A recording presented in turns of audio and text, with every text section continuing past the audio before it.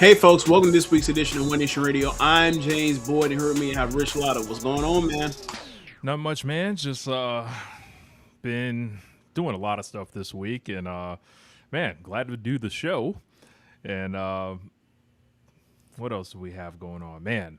NBA playoffs. Yeah. Conference finals. I finally saw Mortal Kombat 2. Okay. You want to give thoughts on that? It was incredible. I think it's the best Mortal Kombat they've ever done. That's not hard to do. But exceeding 1995. Very beloved movie, exceeding the first one. The second one was awful. Like, Annihilation is an embarrassment to everything. I thought that as a child, it was an embarrassment. Oh, yeah, it was bad then. But, I mean, the first one's a good popcorn movie. Like, it's a decent action. It's Enter the Dragon. Yeah. Yeah. Well, I mean, if you know that, you know that. But, I mean, just as far as a movie, it's like, just go there, and for what it is, it's good. It's not, I don't think it's great, but it's good. And then, as you mentioned, the second one, Annihilation is awful. Like, throw it in the trash. Yeah, abort that franchise. So the remake that they did in 2021, basically like the reboot, I liked it, but I was like, man, it feels like there's either a money issue or it didn't light my world on fire. Right. What do you mean? Can you explain why you thought it was, or you felt like it was money issues? I felt like it was cheaply made, and it was like square in the middle of the pandemic. Was it like CGI? I thought it looked bad. You thought it looked bad? Yeah, I thought it looked bad, and I thought some of the characters didn't quite pop through the screen, and some of the people hated the Cole dude. Oh yeah, I hated him too. I hated him too. I was like, you don't exist. Why are you here? Like, so they took care of that this time around. Spoiler alert. Oh yeah. I mean, I think they put that in the trailer. They were getting rid of him. Oh yeah, this nigga. I think he fought Shao Kahn, if I'm not mistaken. Shao Kahn dipped that nigga in that acid. Like, but yeah, this time it felt like they spent major money. Everything looked amazing. The characters looked great. The costumes were great. The people that came back, it looked like they were in better shape. And like the Jax dude looks way better this time than he did last time. Liu Kang looks way better this time than he did last time. What else? Like the story I thought was really great. Catherine went and saw it with me. She liked it too. And it really... They used the first one not as like, hey, we're gonna blow your doors off the first time around. It was really a setup movie for this one where I thought they blew the doors off. Okay, that's good. I'll check it out. I'm backlogged on a bunch of movies, like so. But I'm working on that right now. But yeah, it's definitely on the list. No, I don't really, when it comes to all the cartoons and the Marvel, that ain't really my thing. But Mortal Kombat, oh yeah, line that up. We got this thing called the multiverse in Mortal Kombat. Man, it's crazy, dog. Got the time travel, all that stuff. So yeah, that's literally all the shit from comic books. Yeah, we ain't really. A multiverse is literally DC Comics. Earth 1, Earth 2, Earth Prime, New 52. Get rid of New 52. Like, it's a like that's the thing when it comes to like the shit that we're into, Rich. Honestly, you may not be into it as far as watching a certain genre of it, but as far as what happens in it, it's like all the same shit, right? Like you watch pro wrestling, you watch comic books. And then also like video games or whatever else that like go for a long time. Like there's constant reboots. There's constant like it's a continuous story that you have to keep telling stories on. So like what people find is like the like let's say the kayfabe, the show Bible gets so unwieldy or they're tamped down on things they want to do that they'd be like, all right, let's move on.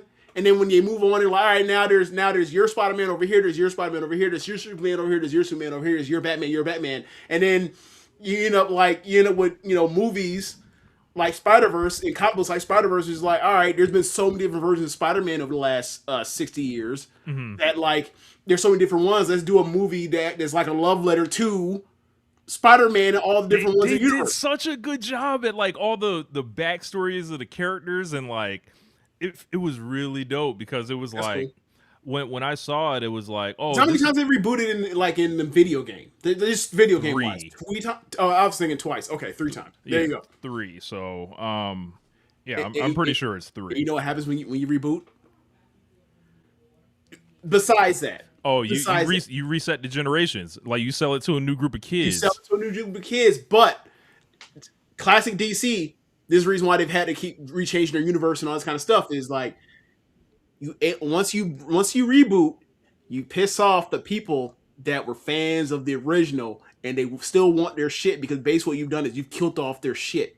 Hmm. So unless you find a big enough writer to rewrite or whatever else, but in video games, video game development is so expensive. Like, never going to go back to Mortal Kombat, the first storyline of Mortal Kombat. They're never going to do that. Yeah, it really makes sense to bring it forward. Like now, Liu Kang is basically Raiden now, which is weird. And Raiden is Liu Kang now, and Scorpion and Sub-Zero are like regular humans rather than like.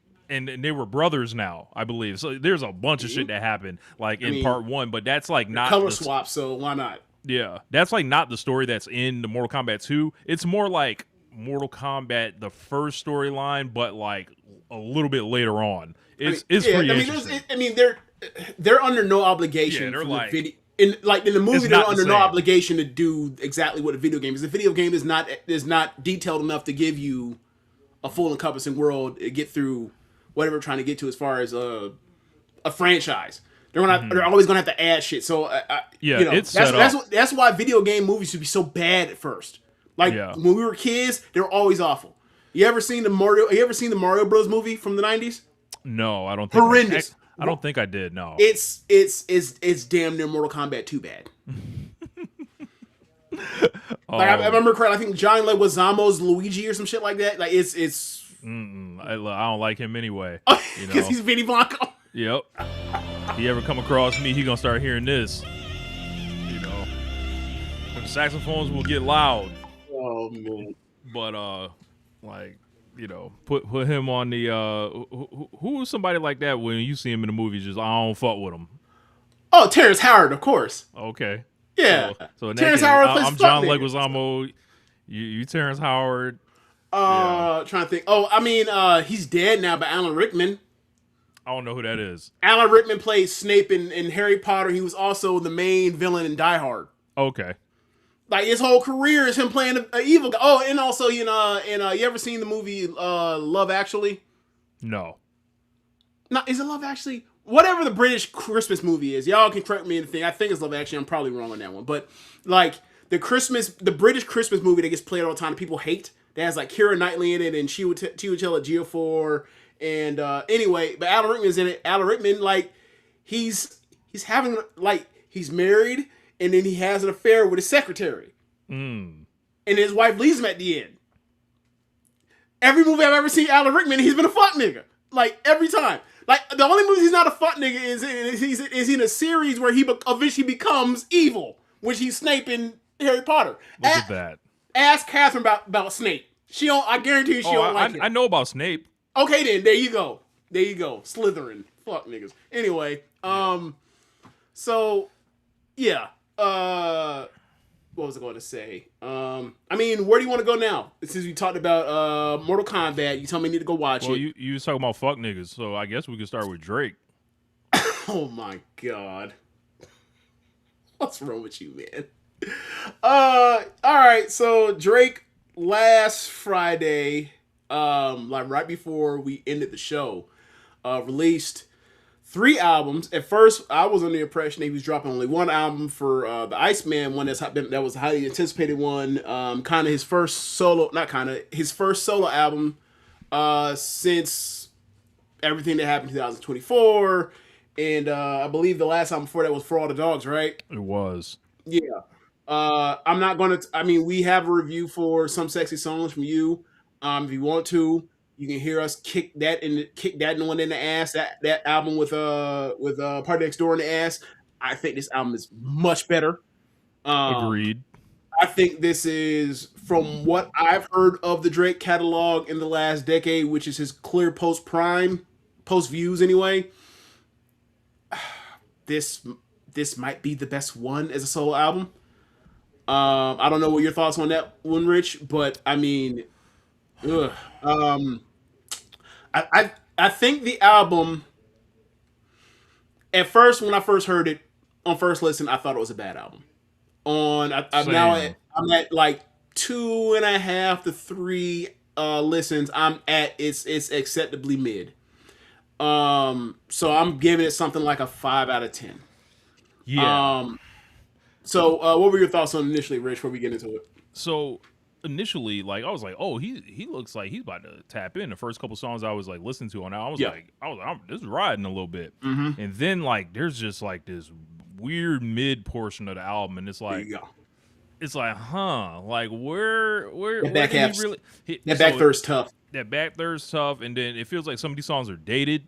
Like, and it felt like I've heard these joints through like various leaks and these songs That's did true. nothing. These songs That's did true. nothing charting wise and like hit wise. The obvious hits Yeah. don't jump out at me on Iceman, at least. I think the Maid of Honor and the Habibti are frisbees and should never be listened to again. I haven't even personally. heard them, so I can't even. The only song I've heard from any of them, from Habibti or from Maid of Honor, is Rich Key put up the the comment, the BBW. So we got off stream after we got done doing the show and then put the audio version. We went to the stream or whatever else, and me and Rich had listened to the album. Like we got off air, we listened to the album, or did we have it on stream? I can't remember. We were off stream. Okay, yeah, they would have snatched that shit down. Yeah. But listen to it, and I was like, man, no. And then Rich was like, there's a song called BBW, and he was like, we had to stop the listening session, I think midway through, to play BBW, and I was like, oh my god, this is Horrible. bad. Really, really bad. Look, the BBW community deserves better. Yeah, they've had better. Look, the BBW community done got, out here. There's a lot of brothers out here that will swear by the BBW community. The BBW community has been there for a lot of brothers. Like, and how dare Drake come with this disrespect? Yeah. Like the song he has with Nicki Minaj and Chris Brown and Why Wayne, only when he talk BBWs, that song's a good song. Look, why wasn't Redman on the song with him? Here's my question: How many Redman albums or free albums? How many Redman songs do you think he's ever heard? Like, not naming the Rottweiler. How many Redman songs do you think he's heard? I think he's probably heard some Redman. Okay, Yeah. if you say so. Yeah, man. I just that wasn't a good song. And then also you hear like the sound of it is like it sounds almost like it's the instruments on the song sound like it's mocking big women. Like it sounds like that low bass. It can mimic like have you ever heard of like how do I say this? It can mimic like you're mocking a big person walking. Got you. It doesn't sound. It's not endearing. You can take it as not endearing. But whatever. That song stunk. We're moving on. Yeah. So he has a song called WNBA, but it's not really about the WNBA. He's just saying balling like the WNBA. It's one of those stupid ones. As far as Iceman goes, like some of the rapping I think is outright atrocious. Just absolutely corny lines that are like just like throw tomatoes at him level rapping. Then there's like there are cringeworthy lines all over the place on this album. Yeah. Then there's like this portion like where I'm like, oh, he's kind of opening up. He's talking about, feeling like he's going to turn 40. He's struggling with it. His dad has cancer, which comes out that his dad does not have cancer or did not have cancer anymore. I don't know what it is, but he made it sound like it was a current event. They made it, okay, here's the thing. That's the problem when you record so much and you're him and you've been working on this, you've been working towards the album for almost 2 years. Mm-hmm. When it first came out, I was like, wait, what? When I saw that TMZ thing, I was like, wait, what? And then I thought to myself, wait, that's unfair because he's been building towards this album and then who knows if he had made this 6 months ago or whatever else. Yeah. So I was like, give him a bit for the doubt, whatever. And also like, That's tough. It's unfortunate. It's unfortunate that like that happened to him and the timing, whatever else. Because you don't know when he made that. So but like it's fair that like, if there's some shit where like, oh yeah, he was lying. let's say he had this album, like if he had this song for 4 years or whatever else. this was happened 4 years ago, and there's a problem. If this is something that happened like last year, whatever. It's too into nitty gritty. I'm not an invested journalist. I don't care. My point is like, it felt like you finally heard this song from Drake. You heard that's the intro to the song that you've been waiting to hear from Drake for 2 years, and then he gives you the time and place song, not timestamp. I mean like introspective, bare your soul to as much as he can bear his soul, or as much as he's willing to bear his soul. And still give that veneer of, yeah, it's still fake nice guy stuff because Drake's still Drake. And he's going to give you fake nice guy, I'm super sensitive. I can call it all of you pussies. Throughout the whole album, he's doing all that. But that was the song I was most looking forward to. If he's going to address and talk about all the stuff he's going through. And he did. And then it's like, immediately after hearing that album, thinking like, for first listening, being completely unimpressed, and then like the next day wake up and be like, wait, what? He's lying on this? It's supposed to be the most sincere song on the album. He's flat out lying. I was about to read him the riot act, but I thought about it. I was like, you know what? That's unfair. That's unfair. We don't know when it's recorded. So there's another part. Like he starts rapping like Kodak Black at random twice. He did it on what was it? Not Plot Twist. Not Lil What Birdie. Did I Miss? Like around there. Little Burning Birdie. Burning Bridges and Lil Birdie. Yeah. Lil Birdie gonna go crazy in Florida though. I'll tell you that. Like that's gonna be. I mean, I'm not mad at either one of them. I just was thinking to myself like, but why are you rapping like Kodak? Right. Then there's song stealing allegations from 1900 Rugrat. I don't know how serious people want to take that, but I've never heard of. I've heard that name. I've never heard the music. You know who it is? Cracker got the AR, like that guy. Oh, yeah. Okay. Okay. Hold on. Trying to think what else. Okay. He then did like he had this very like kind of victim defeatist rap that went all throughout this thing. It's throughout now. That's the entire theme. Like, is he's still bitter that he lost and got his ass kicked, and he's basically it's like bro, like it's like he got in a fight at school, he lost, and everybody saw him lose, right? Yeah. But they still love him, so they can't quite look him in the eye, right? And when I say them, I mean like his fan base and the people. He's like, I didn't do that bad, did I? Think so? And he's like, in a way, I kind of won. That's what he's, the energy kind of gives off to me. Yeah. Okay. And obviously, we kicked his backside in for all the lawsuit stuff, and he's talking about he'll battle the label and all this other stuff. I'm like, he's an outworld. That is propaganda, and then that is fake news. He's serving a particular like.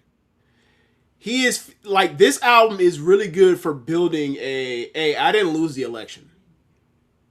This is a whole denial. He has built a world of illusion around him, and sometimes it sounds good, other times it's like I can't suspend my disbelief enough to go with you, and that's why when I first heard the album I was like, nah, man. And then as I listened to it more, I was like, you know what? You know how much harder this shit would be if he was like, yeah, I lost, but I'm me. Like he'd be like, I lose a battle, but I don't lose myself, essentially. Like, but the thing is, he don't sell himself, so that's the problem. Like, and it was such a like. I think the battle with Kendrick, because Drake was never interested in giving us the reality of him, right? So Kendrick put all that stuff under a microscope. I think, right? So we are ingesting Drake the person while Drake the gimmick is still trying to proceed, right? Yeah. However, he could never, if he found a way on this album, in my eyes, to take back Drake the person a little bit, I think it would go hard. But he's still giving Drake, he's not breaking kayfabe, James. Yeah. Yeah. That's the biggest problem with this album. And that's why when when I first heard it, I was like, nah, this sucks. And then after the second play and the third play, and I was like, you know what? Rap is wrestling. It always was. Why am I giving this dude harder? Why am I harder on him than anyone else? And I mean, obviously there's a reason for it. It's because he has broke. You're supposed to be the man. You're supposed to like. It's not even that. It's for me because I don't be caring about that kind of stuff, right? But for me it was like because now he's out here suing people. He's out here suing his label, and he's out here saying people got fake numbers and streams. Meanwhile, we know he got fake numbers and streams. And I guess now it's not the appropriate time to talk about how his second day fall off was ridiculous. It was like outsized. It's like, all right, well, I thought the bots or whatever else. Like, if you know there's bots or whatever else, what does it say that you're having like 50 and 60% decline on from day 2 to day whatever on your shit? Like, listen to these song titles: "Make Them Cry," "Make Them Pay." The Make songs are like the two best songs. Remember, "Make Them Know." He has 4 "Make Them" songs on there. Like, this is a lack of creativity. This is a lack of like it. All this stuff just feels very one note. And I mean, some of it is also. I mean, well. Oh, and he can we ban him from switching beats? Like, I'm tired of it, bro. Oh, bro. Like, it just feels like a way to not pay niggas. He's switching beats for the sake of switching beats. It's not even for the betterment of the song, right? Like, the intro has 3 beats and like all 3. There's no one beat better than the other one. He just wanted to rap over 3 beats at once. Dust. Just do that on your intro or whatever. That's fine. I don't care. Do whatever you want on your intro. Damn near. He does this like 6 Dust different is basically songs. like an interlude at the first. Then they play the Dust, blow dust off your plaques, and I'm enjoying that song. And then he switched to this shitty thing after that. There's problems like that. What's the other one? Whisper My Name. Yep. Whisper My Name. Great. That shit was going hard in the beginning, and then it turns into bullshit at the end. There's multiple songs that were like the best part of the song is like why? There's no point for switching beats like this. We got the it doesn't add anything. In fact, it lessens the experience because now you're making worse. And then it's like, okay, so you do all these beat switches on better beats like National Treasure, right? He switches out of that, right? National Treasure's like one of the best beats on the album. And then it's like, oh no, but Janet, shut the fuck up. Let that run for like 4 minutes straight. All right, bro. Okay. I think the song Future is terrible. I think it's one of the weaker songs they've ever done. That's going to be a single. I thought, now when I first heard the album, I was like, all right, well, I think that's going to be the one that gets played the most. That's going to be the quote unquote single that hits the radio, and it's going to work. But it's not like it's a great song. It sound, especially the second, another beat switch, right? The beat that Future raps on, it sounds a lot like that I'm Too Sexy already. That they already did a few years ago. Yep. You can play it and not hear, be like, oh man, it's been 5 years since then. Oh, it's like it's like no time passed at all. It came out 5 years ago. That came out at least 5 years ago. That was on the album with the Certified Lover Boy album. Okay. Yeah. Okay, so another thing I wanted to talk about, you mentioned Future's on there. So, like, the only name features on here, really, like, people that, have names in the game that I can remember are Future and 21 Savage, and it's like... That government-mandated 21 Savage feature at this point. And it ain't do nothing for that song. That song could have been kept out. Like, in fact, like, when I hear that song, I gotta remember, like, oh yeah, because I'm thinking of so many beat switches, I don't know what's a beat switch and what's a song change. Correct. So, like, National Treasure, I'm thinking that's the beat switch, and all of a sudden I play, oh, no, that's beat switch. I can skip that because I don't like that song. But, so... He got the West Coast song where he's like... Oh, yeah, yeah. So, he's doing the thing of, like, I'll show you how to really make a real West Coast hit or whatever else. And, like, the first beat is the better beat, but he has to switch beats, and he raps over the second one. The second one, he's rapping like ass on it. And then I saw people... say, all right, if it's so good, they took Kendrick's vocals from stems from Squabble Up and put it over that beat, and and Kendrick is snapping on this shit. And I was like, that ain't fair. But yeah, it's and then the context of the song, he took all these shots at Mustard, and it's like, all right, man, like we're doing the thing. Like now, I appreciate this as far as he's keeping a pretty insane amount of consistency for like every single person that I could possibly take slights from, whether it's Jay-Z, whether it's Joe Budden. The jig is up. I found multiple times. I found the 500,000 thing. I found that funny. Yeah, I found them all humorous because like Jay-Z don't give a fuck.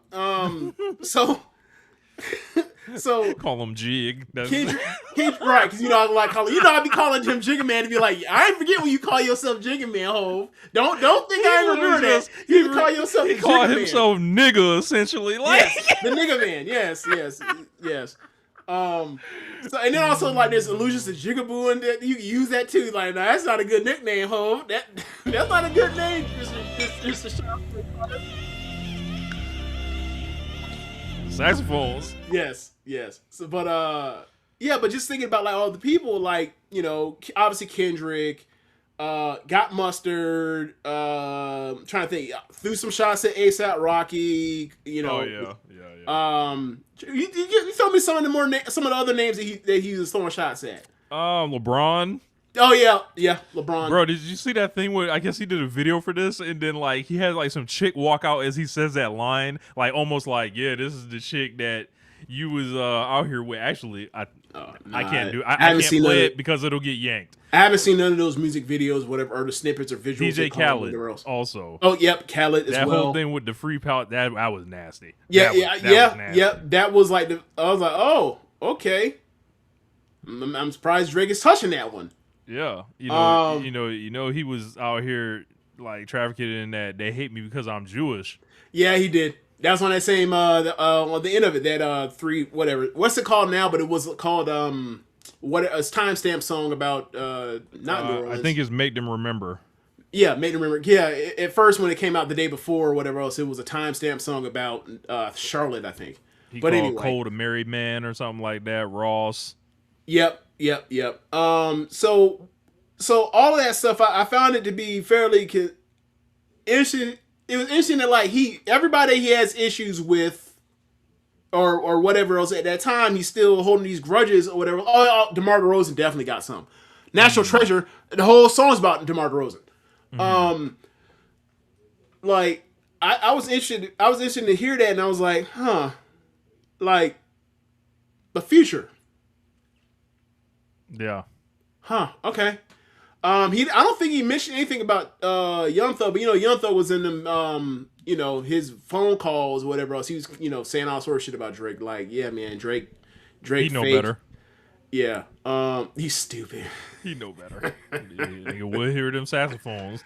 He's stupid. But I just hearing all these grudges 2 years later, and this is the same guy that like if he had won, 2 years later from now, he would have 2, 3, 4, 5 years later, he couldn't have waited to bring Kendrick Lamar back on stage or whatever else to bring, how he did with Meek Mill, right? Yeah. But he lost, so he's still just super bitter about it, and it's like, I get the feeling he would have, had he won, he would have gone about this album in similar ways, because this nigga feels like look, when he said that thing about the Jewish roots, he sees himself as a victim, he would have saw himself as an underdog. He maybe have came up. So I'll say this: listening to his vocals itself, right?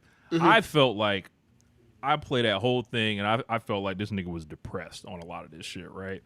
I'll go back. Yeah, it's a lot of Heart Part 6. Yeah, I'll go back to Scorpion. I'll be like, yo, you just listen to the sound of the guy's voice, and it feels like his spirit has completely like morphed in that time. And it's like, it's not an age thing, it's not a vocal thing. It's like, I felt like he had something to say, kind of like, you listen to like 8 out of 10, for example. Like I have been talking about that, like 8 out of 10 from Scorpion. What was the one when he was talking about how much he's bitter and he hated women? Was that Views? Her Loss. No, it was before then. Oh, okay. There was like in the discography, it was like a clear change. Like, yo, he sounds like he hates life. Views. Yeah, it was. Yeah. He sounded like that too on Views. Yeah. Where he's like, he sounds miserable. Yeah, like he don't want to do this. Like this verse. It's been a lot of that the last decade or whatever else. But like this first time, I felt like I don't know if he wants to do this anymore. Yeah, like Scorpion, he's way better than he is on Iceman. In my eyes. Yeah. I mean, that's a better album. Yeah. And that might be his last. That might be his only. That's it. Legitimately good album from this. That's where we decade. draw the line. I think. Like I've got a picture, and I'm actually going to share it here of his albums, and I'll put it on the screen in just a second if you carry me momentarily. Okay. Pause. You stupid. But all right. So I was looking at the message. I'm assuming you just sent me something. But yeah, I just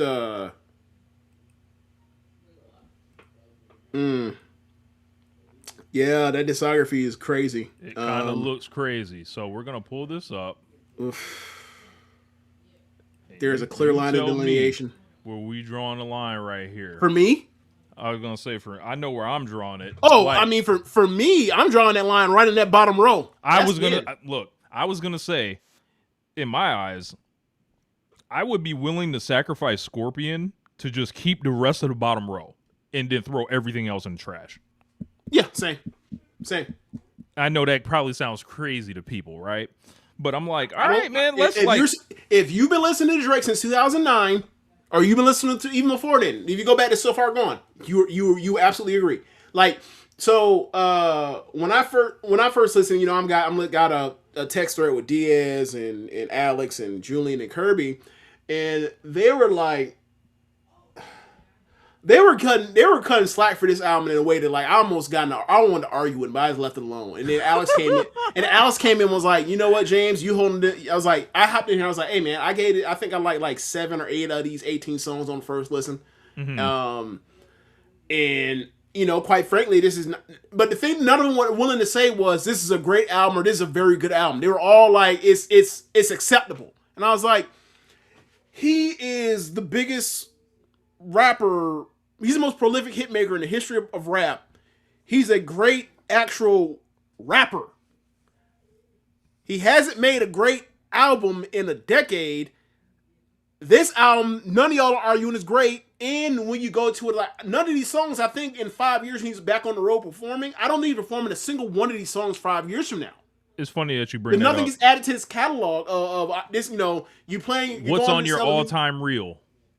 Yeah, like your top 20, like your verses, whatever. None of these songs gonna crack a Drake verse. Even if you want to go 30 deep, even if you want to go 40 deep, I argue, right? So, so can we just say he's a legacy act that has crazy superstar inertia, and he keeps going in the way that like Taylor Swift is in the same situation, and it's honestly quite fitting because these are two people that have not grown up, are still stuck in Kids Are Us mode. And their best albums are long past them now. They're a decade in the past. Yeah, it's they're just pop stars.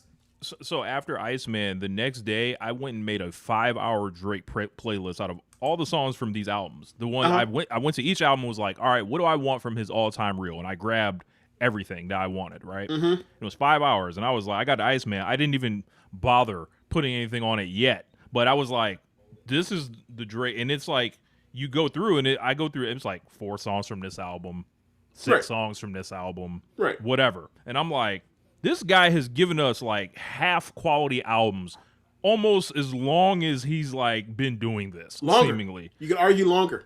Yeah, because look at that. Scorpion's right there. Scorpion's like the only one where you say I'm pulling like more than 3 off. Maybe I think Scorpion might have the most. Right. Yeah, and I think maybe if you're reading this too late, that for me that's Drake's real one, and maybe Scorpion, right? And with that, with like God's Plan, it feels like he's on top of the world at that point, right? Yeah. In my feelings, whole first disc, me is great. Yeah. 4 songs off the second one, I think the rest stinks, but whatever, it's a double album. Yeah. And then that pandemic comes from. And even though there's filler on it, there are so many great records on there that you can accept that. Like, that's my point when I was arguing with them on the thing was like, yes, this is a 4, but this is a 7 out of 10. But none of the 7 or 8 out of 10, but none of the 7 or 8 I like are like great songs, I feel. Right. They're just songs that like I know are going to work and I enjoy them. But like none of these are, like I mentioned, this conversation we just having. None of these are knocking out Nice for What. None of these are knocking out Lord Knows. You know what I'm saying? Like none of these are knocking out like I'm on One. Right. Like For All the Dogs album. Remember when that album came out and the world bullied him into putting more songs out, essentially to be like to try to save the album? Oh yeah. I forgot about that. Certified Lover Boy, literally, I only have 2 songs on it worth a damn in my eyes. Dark Lane demo tapes, Low Pressure release, I think is actually kind of is actually good, but for a low pressure release. Care Package is a collection of old songs. Then there's More Life, which is cool. I think it was better than Views. I think Views stinks to this day. Honestly, Nevermind, Frisbee, Her Loss. That has like one good. song on there. One song. Her Loss got some joints, like, and I think that was like. But that is a collab album. Yeah, that shit don't count. Yeah, it's not great. And then the Maid of Honor Habibti thing, it's like I can't speak on that. I haven't heard him. I don't even want to. Except for BBW. He's trying to he got out of the contract and different stuff like that. With that. Do we know if that's true or not? I don't know if it's true, but that's what the conversation has been around. Yeah, that's what I mean. And it would make sense. Well, it's one of those things where it's like, it's one of those things that it's a leading move, right? It's like, he dropped 3 albums. Why the fuck would he do that? And the only thing we can grasp at is, he's trying to get out of his deal by doing this. But it's like, man, these record labels for forever have always, had the upper hand on that shit. Like, you gonna try to drop 3 or whatever else? Okay, you actually owe us 5 since you want to play slick on some bullshit and drop 3 albums on release. So it ends up like hurting our chance to actually make money. How do you market this? All back to back like that? Like, how do you spend advertising dollars on this? Like, because like. That's what I'm saying. He did all the advertising dollars in a rollout for ICEMAN. He was setting up fucking ice and city blocks and shit. There was no BT or Maid of Honor shit at all. Right. So no interview, or there was no pressing talking about his parents or his mom or none of that shit. Right. So it's like, I guess the marketing is the release combined. Like, they just feel like, all right, you buy like a video game and it has like a demo. It has like another disc on the back of that bitch, or the demo disc. Yes, that's what the fuck that shit is like, almost. But I'll keep listening to it, whatever, because it's like, all right, if he's actually gonna give me a full rap album, which he finally kind of did on this, right? It just seemed like it suffered from all the same things his other albums suffered from, like that have the singing on it. Yeah, and another part of it is like, you listen to Family Matters, and he's rapping his ass off on it. There is nothing on this album where he's rapping that well on as that. And it's like, even though I enjoy this stuff, I'm still at a point where it's like, there are only brief moments of excellent rapping on this album. Brief moments of it. And it's like, well, what the fuck? Are you just never... Well, I've already, a big part of the reason why I'm not into listening to rap like this more because, like, a guy like that is that talented is out here disappointing me left and right for why he's still making good albums at that time. Let alone now where it's like, oh, now he's not even making good albums. So that's a big part of it. Like, Drake has been a part of killing my love for contemporary rap music. He's been a big part of it. That is saxophones. For this would have reunited your love with hip hop. No. Yeah. This, I don't know, man. It feels like an album for the new bass, the new Drake fan. That's another thing. He's rapping. He is on. Okay, so I mean, I don't know what time you want to place it. You'd be better at this than me. But like, there was clearly been a switch, and like, yeah, I'm rapping for white kids and streamers. Her Loss going forward. There you go.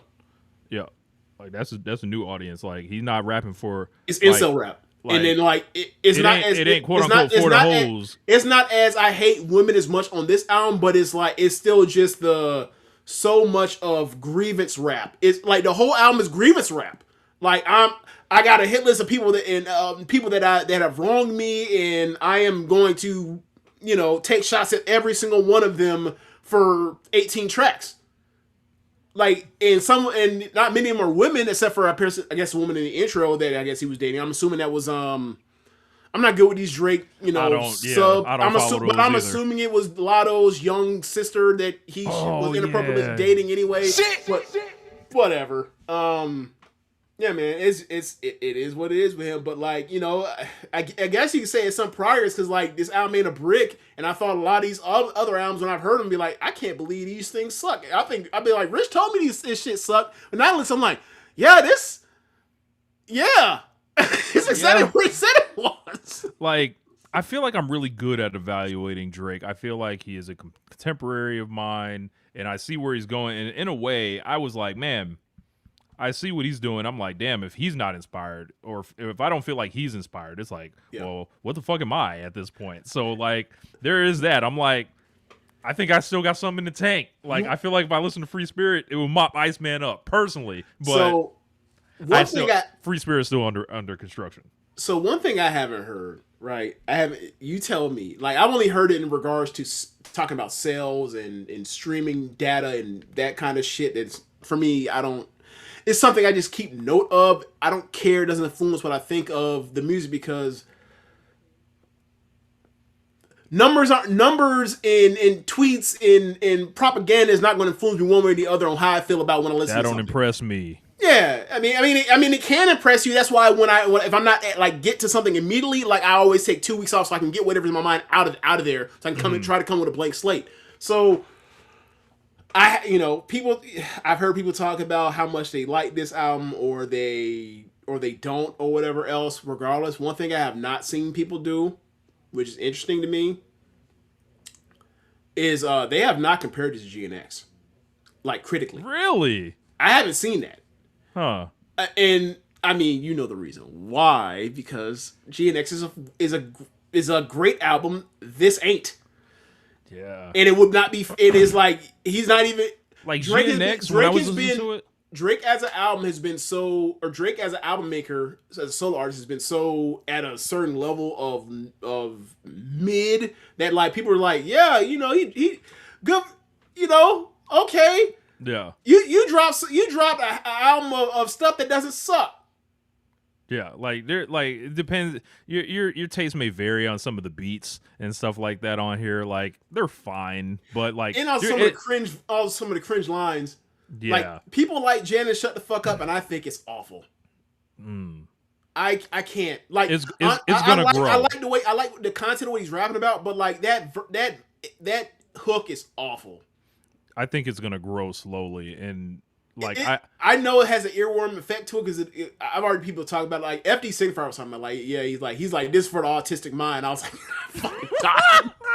he's like this is for the autistic. He's like this shit is gonna be addicted to the autistic mind. That's chipmunk, that chipmunky or what is it? That chipmunky like auto tune is going in the way he's rapping or the way he's singing it is like that's gonna be like an earworm people. I was like, I guess so. It ain't work for me. I think that shit's awful.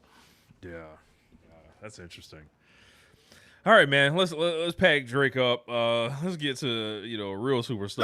Hold on. You had a point about GNX you wanted to make. Oh yes, GNX. I felt like GNX. I couldn't stop listening to it. Like I wanted to listen to it over and over and over again.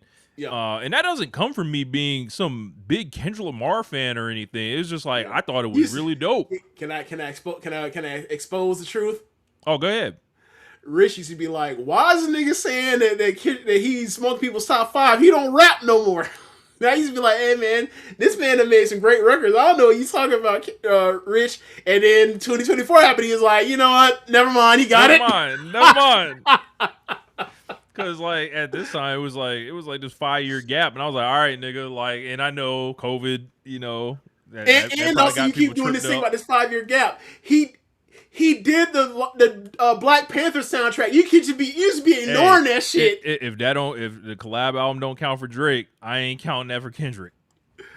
As some solo release. So like he would put these like kind of one-off songs out, and they were great. Like All the Stars, like that's a fucking exactly that's a place and time song. You know exactly where you were when that shit was going, right? Are you gonna remember fucking anything about Iceman? like as far as like when I heard What Did I Miss again, right? Because like this was out the end of last summer, and I'm like, was it that long ago? Yeah. And Okay. I was like, and they hear it again. I'm like, oh, you missed. What did I miss, nigga? Like, did I miss something? Were you surprised to hear it? You Yeah. surprised to hear it? Yeah. Right. Yeah. And I was like, huh. And then, like, there was a couple other songs that he had put out as Lucy's that appeared on the other albums. Like, that song with Central C, I think, is very bad. Okay. Yeah. And the reviewers are, like, trying to cut Maidon or some slack. Like, nah, bro. Like, I haven't heard it. Can't speak to it. So. But then was Made of Honor the singing one? No. Like, that one's more like the dance kind of. Oh, okay. Yeah, and it's got like the Sexy Red song and the Cheetah Print stuff. It's yeah. People bending that one over the knee. Yeah. People giving that shit all the blue. They're like, what is it? What is this machine? What is 80s drum machine ass shit? Yeah, I'm like, hey, man, fuck you. 80s drum machines are awesome. That nigga made that shit on a TR 909 and shit. Like, nigga. Fuck. Nah, bro. I tell you this right now. No, we ain't even top down on the Rolling TR 909. A Rolling TR 909 got millions and millions and millions and millions and millions of hit records off them same drums. He actually has I think he has a Prince song as well. Like, using those Prince drums. The Lynn drums? On one of them, yes, on one of them songs. I was like, it's taking him forever to do this. What took so long? Like, he's not a Prince guy. It's so funny. I heard that and I was like, huh. Okay. I'm trying to remember which one it's from. I don't remember which one like it's from. Prince, Obviously, it's fucking 40-something songs. Like, yeah, nobody needs this much from one artist. Like, Chris Brown is like, hey, bro, you're doing too much. And Chris Brown didn't try to sell you on his 3 different albums or 2 different albums. He was like, nah, here's the album and all the shit. There you go. Go stream it up. Yeah, that's chart manipulation, all that shit. So crazy.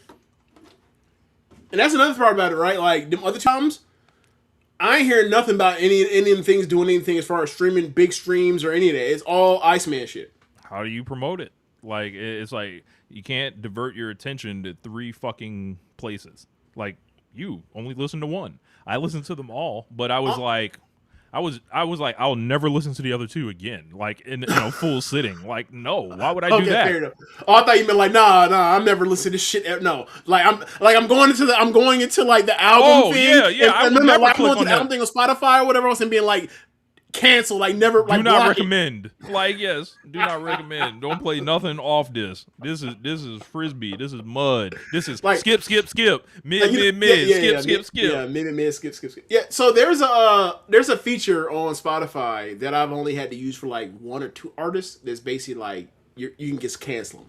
You just cancel them. Like, shut it down. You never have to hear it. So can you guess who my 2 people that I've done it to for are? Kanye West. No, actually not. Oh, wow. He'd be the next person if I had to pick somebody, though. R. Kelly. Yes. Can you guess the next one? No, I can't. Tory Lanez. You can't shoot. You can't shoot Megan Thee Stallion and get the plays over here on this side. Ain't no fucking way. You ain't trying to hear the remix R&B? I really enjoyed Chicks Tape 5. Really did. Like the remix of I'm Sprung that he did was awesome. The remix he did of Snoop Dogg Let's Get Blown, great. The one he did of the intro that's Jagged Edge, Trade It All with Fabulous and Diddy. Yep. Awesome too. Nah. You can't shoot Megan Thee Stallion in the foot and get plays over this way, bro. Not for me. I got some friends that'll still play him. But not me personally. Yeah. Damn, you did gunshots. I sure did. That wasn't appropriate, sir. What the fuck's wrong with you?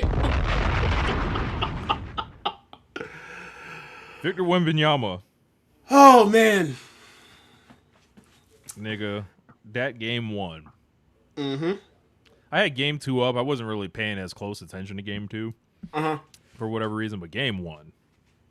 Talk about all-time classic NBA games. Yeah. Send it in to fucking Springfield, Mass. Look, send the fucking masters of the videotape to Springfield, Mass. Like, if I could put a game in the Hall of Fame, I'm doing it. Like, yeah. Like, I'm trying to think of the last NBA game that I thought was like in that realm. the closest I can think of right now is like that 2021 Durant game when he Okay, has 49 the overtime game, or overtime. He scores 49 points. I think what I like so much about this game is because And this, for the record, the game this week was better than that. But I'm just saying, like a game this immediately comes to mind of like, oh my god. I was gonna say like we watch a lot of games every year, right? We see guys win their first title. We see teams take their first step or whatever, but it is something special that I think everyone should appreciate and also kind of be amazed by when we see a superstar come into the person that we all thought they'd be, and they have that defining game, right? Because this was it. Like, even if they fucking lose this series or he gets to the finals and loses, it's like, oh no, nigga, it's Wemby's league now. Like, and it's like, should we give him the league like so quickly, quote unquote? I don't know if anyone has a choice really at this point. Like, and I say that just from him being able to affect the game in so many different ways. His potential is so high, and it's like he's driven by seemingly all the right things. Like, he's got like just this thing to him that I think that a lot of greats have. He's gonna completely skip the scared, passive let down, seemingly, right? I don't know that for sure, right? But they have a really good chance to win the championship this year. And if that shit happens, that's like Bill Walton in 1977. Yeah. That's something like that, like with his young team. Magic. It's like these guys get to the mountaintop so fast, like, and then it's like, okay, like how many of these can you stack up? And it's like his window is opening faster than seemingly we thought it would. And I was just in awe by, the shooting, the defense, the don't give a fuck, I'm dunking, I don't care who's down there, the hatred that he's playing with, the fucking logo 3 from Caitlin Land. I was like, hey, brother. Like, I was like, yo, them niggas just look shell-shocked. Like, the Thunder. It was like, yeah, nigga, we done whooped the league for 2 years. We have no answer. Like, that's what it seems like. Well, they came out to answer game 2. It was just, hey, let's just hook them and clamp them as much as we can, and get away with it. But we'll get to that in a second. Yeah, a lot of what you said, I completely agree with. Like this is one of those games where I think to myself, shorthand list of guys in the last, or let's just only say the 2020s, right? The only games I got up here with this would even be close would be like the 50 piece to close out the finals from Giannis in 2021. That Durant game we just talked about a second ago, he scored 49. I think there was like a 40-point triple double game from Jokic, or whatever else. But like, but that's not encompassing. There's a difference between you look at the stats and you watch the game, and then he takes that crazy shot. But it's also when you watch the game, you feel what he does defensively more than any other defensive player I've ever seen. I watched Hakeem Olajuwon as a kid. I saw Kevin Garnett be the best pick and roll big I've ever seen in my life. I've seen Anthony Davis come out here and dominate as a defensive player. I've seen Kawhi Leonard make it where niggas don't even want to dribble no more. Avery Bradley made it pick up niggas 94 and they don't want to dribble. I've seen Draymond Green be the fastest, smartest processor of being able to anticipate what people are doing next faster than anyone I've ever seen in my life. Right? LeBron James being the greatest defensive Swiss I've ever seen in my life. I've seen all of them. Scottie Pippen, all that. And Michael Jordan together.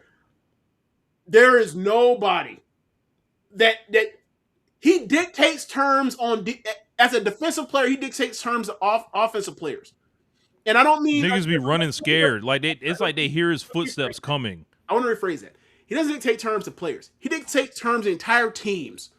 You can't do this. Don't even bother. How many times do you see people not wanting to go in and then go into the paint and then come out. How many people Dean is like, I'm not even gonna try to get 2 feet into the paint because what's the fucking point of trying to get 2 feet in the paint and spray it and then we're not gonna make these guys rotate. Niggas like, I'm not even gonna look at the rim like Chris Webber. Like, it was. I want to let you know, Wemby, I am no threat. Like, it was insane. Like the. So you have that part of what was happening to OKC in Game 1, and then you have what he did offensively, which is he has Alex Caruso on him. He ends up with Jalen Williams on him. Jalen Williams is even though he's a bigger body or whatever else, is doing worse than Caruso is, and Caruso actually is not doing bad. And then overtime happened. I'm sorry. Then the fourth quarter happened, and it's like they're done bullshitting. It was like. Do you remember the 2017 Warriors where it's like, how come they're not running any stuff in Durant pick and rolls, and then they didn't, and then they saved it to the finals, and then it was over, right? They were like, we're not going to even try to post up or put Wembanyama in the dunker spot on the baseline to try to duck in for posts until they got to the fourth quarter and then overtime, and then he started doing it. It was like, oh, never mind, and one on Chet's head.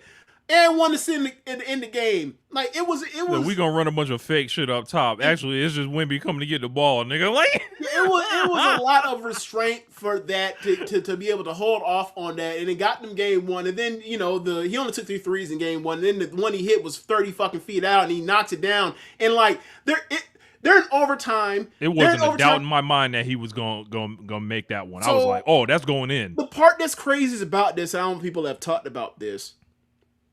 In overtime, he was gassed. You looked at him, you saw he was tired, and this is a guy that's been on many restrictions since the day he stepped into the NBA. And what the question was, even baked into the reason why he ended up, I feel he should have finished second at worst in MVP voting this year. He finished third. We forgot that whole plot. Yeah, I'll get to that in a second. But we just bring that up right after we get done with this. Yep. The thing about this is, we have yet to see. It's unknowable. He don't play long minutes because of words about what his body can hold up, because he's guys that have his frame and these weird dimensions like that. They never last in the NBA, and they're taking really crazy precaution with him / stealth tanking. Yeah. So he's now out there, and his normal minutes he normally plays, even in these playoff games, he's been playing like 36 minutes. He's playing, like, I saw from he only sat down for 2 minutes the first quarter. I'm like, oh, he's going to play 40 minutes. Mm-hmm. And then he plays 40 minutes in regulation, and then he comes out here and racks up the other 45 or whatever else, and the next 5 in overtime. I'm like, he's not taking many shots in the first overtime because he's clearly, you see him bent over and he's breathing heavy. Like, he's exhausted from having to do what he has to do defensively and offensively and rebounding-wise. Okay. But everyone else is getting shots off, and they're decent shots that are keeping them in the game. And then all of a sudden, the second overtime comes, and this when he starts ducking in and doing all stuff to Caruso and bamming people. I'm like, oh. But before we get to that part, it looks like he's out of gas, and then he comes up, on that trail position and gets that 3-pointer 30 feet. I'm thinking to myself, when he shoots, I'm like, oh, because they're down 3. It's 108 to 105. They have 105. It's 20-some seconds left. It's not even a 2-for-1 situation. This is the last shot they're going to get, right? He knocks it down. I'm thinking, like, how the fuck did he make that? He looks exhausted, so they can't run offensive possessions for him. And he steps into this, and I was like, he knocks down, I'm like, you know what, whatever. He just made one of the crazy shots I've ever seen in my life. And then he goes out for the next, and then, they come out for the next overtime, the second overtime, and he proceeds to dominate them in the game.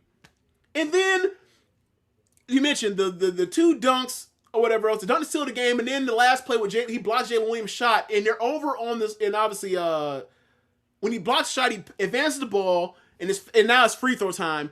And when he passed the ball off, he looks into the crowd to look at the faces of the people he just devastated in OKC crowd. The people's faces. Oh my god! It was like the LeBron block or the Kyrie shot. It's like they cannot believe that this team lost this game. Bro, and I would too, because I thought I couldn't believe they won this game either. That crowd looked like they were cuckolds, and they were watching sex being performed on the Oklahoma City Thunder, and they could do nothing about it. So Then they move over to actually no, talk about the MVP. Sorry about that. I'll get my point after this. This game is partly inspired because they decided to hand Shai Gilgeous-Alexander the MVP trophy, and Victor Wembanyama sitting on the bench, and niggas have clipped this shit up in a way and put the saxophones behind it, and you see him grinding his teeth, and you see his jaw moving. It's like he's pissed. Yeah. So like this man, Elijah Wan Robinson's this man. Yeah. Like, and he literally did 40-20 or 40-16, more than that. But you know what I'm saying? Like, this is a 41-24 game. It's like, y'all gave it to the wrong nigga. And then the way I saw Shade playing, I was like, this nigga's a fake all-time great, bro. Like, I don't, like, no, bro. Like, it's this fucking team. Like, that's what it is. When it comes to it, and they say, hey, man, we're not going to allow that bullshit that you're trying to do. You're going to have to shake these niggas one-on-one. Like, or fight through a double team. I feel like I see this guy freeze up time after time. He is prone to stinkers in a way. Or not prone to stinkers. He does have stinkers in the series. Like, for a person that is getting saved by Alex Caruso out here. This is a byproduct of, like, hey, if your person's going to take a million mid-range jumpers and that's your diet of shots, when it gets to the postseason or whatever else, you can't have those. Yeah, like those are the gimmies they give you in the regular season because, you know, people are trying to shut off either 3-pointers or right at the rim, and you know that, so you're getting that. Like, that's the Chris Paul corollary, that's the LaMarcus Aldridge corollary, right? Kobe, Dirk, so on, right? But when it's a postseason, like, you get less room for that because they're scouting. They know you're never going to get to the rim. Especially they got Wembanyama back there. You're never going to try to lay it up back there. They know you're trying to get to 12 feet. They know you're trying to get to 17 feet. And he, you know, they did a great job on making him look really human. And, like, luckily for him, at the end, the first half, I was like, this is not acceptable. The second half, he made some big buckets for them to get it to overtime. Mm-hmm. So whatever, but game 2, he realized, well, they did more things to help him. Like, they were just rolling the ball and let him just try to attack from the top of the key. And it's like, how many times have we seen great wing players in this sport get to the playoffs and you expect, oh, we gonna give it this ball, we gonna let them bring the ball up and just let them get to whoever they want to. It don't work like that. You got them have motion to have them come work off the ball, or you have to get them to start catching the ball below the 3-point line. That's always how it's worked. And in game 2, he started catching the ball below the 3-point line, and then he was really, really good. And it's like, hey, why didn't you think of this in game 1 when you could have held home court advantage, dumbasses? Whatever, but. I'm rooting for the Spurs. So back to Wemby. So he blocks that shot. He passes it, advances the ball. Game's over. Time free throws. And like I mentioned, looking at the crowd, like he just devastated this crowd. And then you see the shot of, or NBC's team catches a close up of his whole entire bench marveling at this fucking guy. And the only thing I can think of is like, it's like. That the comic book, sorry, Rich, because he puts his hands on his hips. He does a fucking superhero pose, and it's literally like in my mind I'm thinking like he just lifted up the car over his head to save the citizens, and there's a crowd of onlookers and all marveling at this fucking guy. That's a cover of Superman of him lifting the car up. And then there's a crowd of people around him and marveling. But instead of him lifting up a car, he blocks his shot, passes it off, and then he puts his hand on him like he's fucking Superman for real. And they're like, Lennox pointing him like, you are a man amongst boys. In the fucking NBA Western Conference Finals against the defending champions, you are a man amongst boys. Like they were just in awe of him, and I was too. And I was like, this is De'Aaron Fox. This is Bismack Biyombo. This is Kelly Olynyk. This is Harrison Barnes on this shot. These are people that have played with Steph Curry. These are people that have played against LeBron James. Same thing with Kevin Durant. And they played for years, and they're vets in this league. And Fox has made an all-star team before. And they cannot believe what the fuck they saw for 58 minutes. They're looking like it's like that AEW team with that one kid that the rest of the kids are just like, I can't believe I get to play with this dude. Yeah. It's Ethan Saber Jr. 499 super chat. Appreciate it. He said Rich shaved because MJF isn't. That's funny. That's funny. Hey, can you put that shot that I've sent you a few times at MJF? I sure can. Yeah. I was gonna save that just in case, but just, look, I think it's a little one way. If it go the other way, that's being used immediately. Let's see.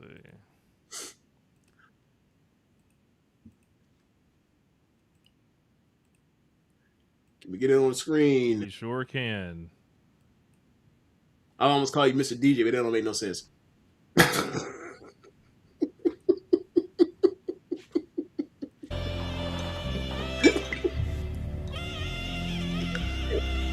Yeah.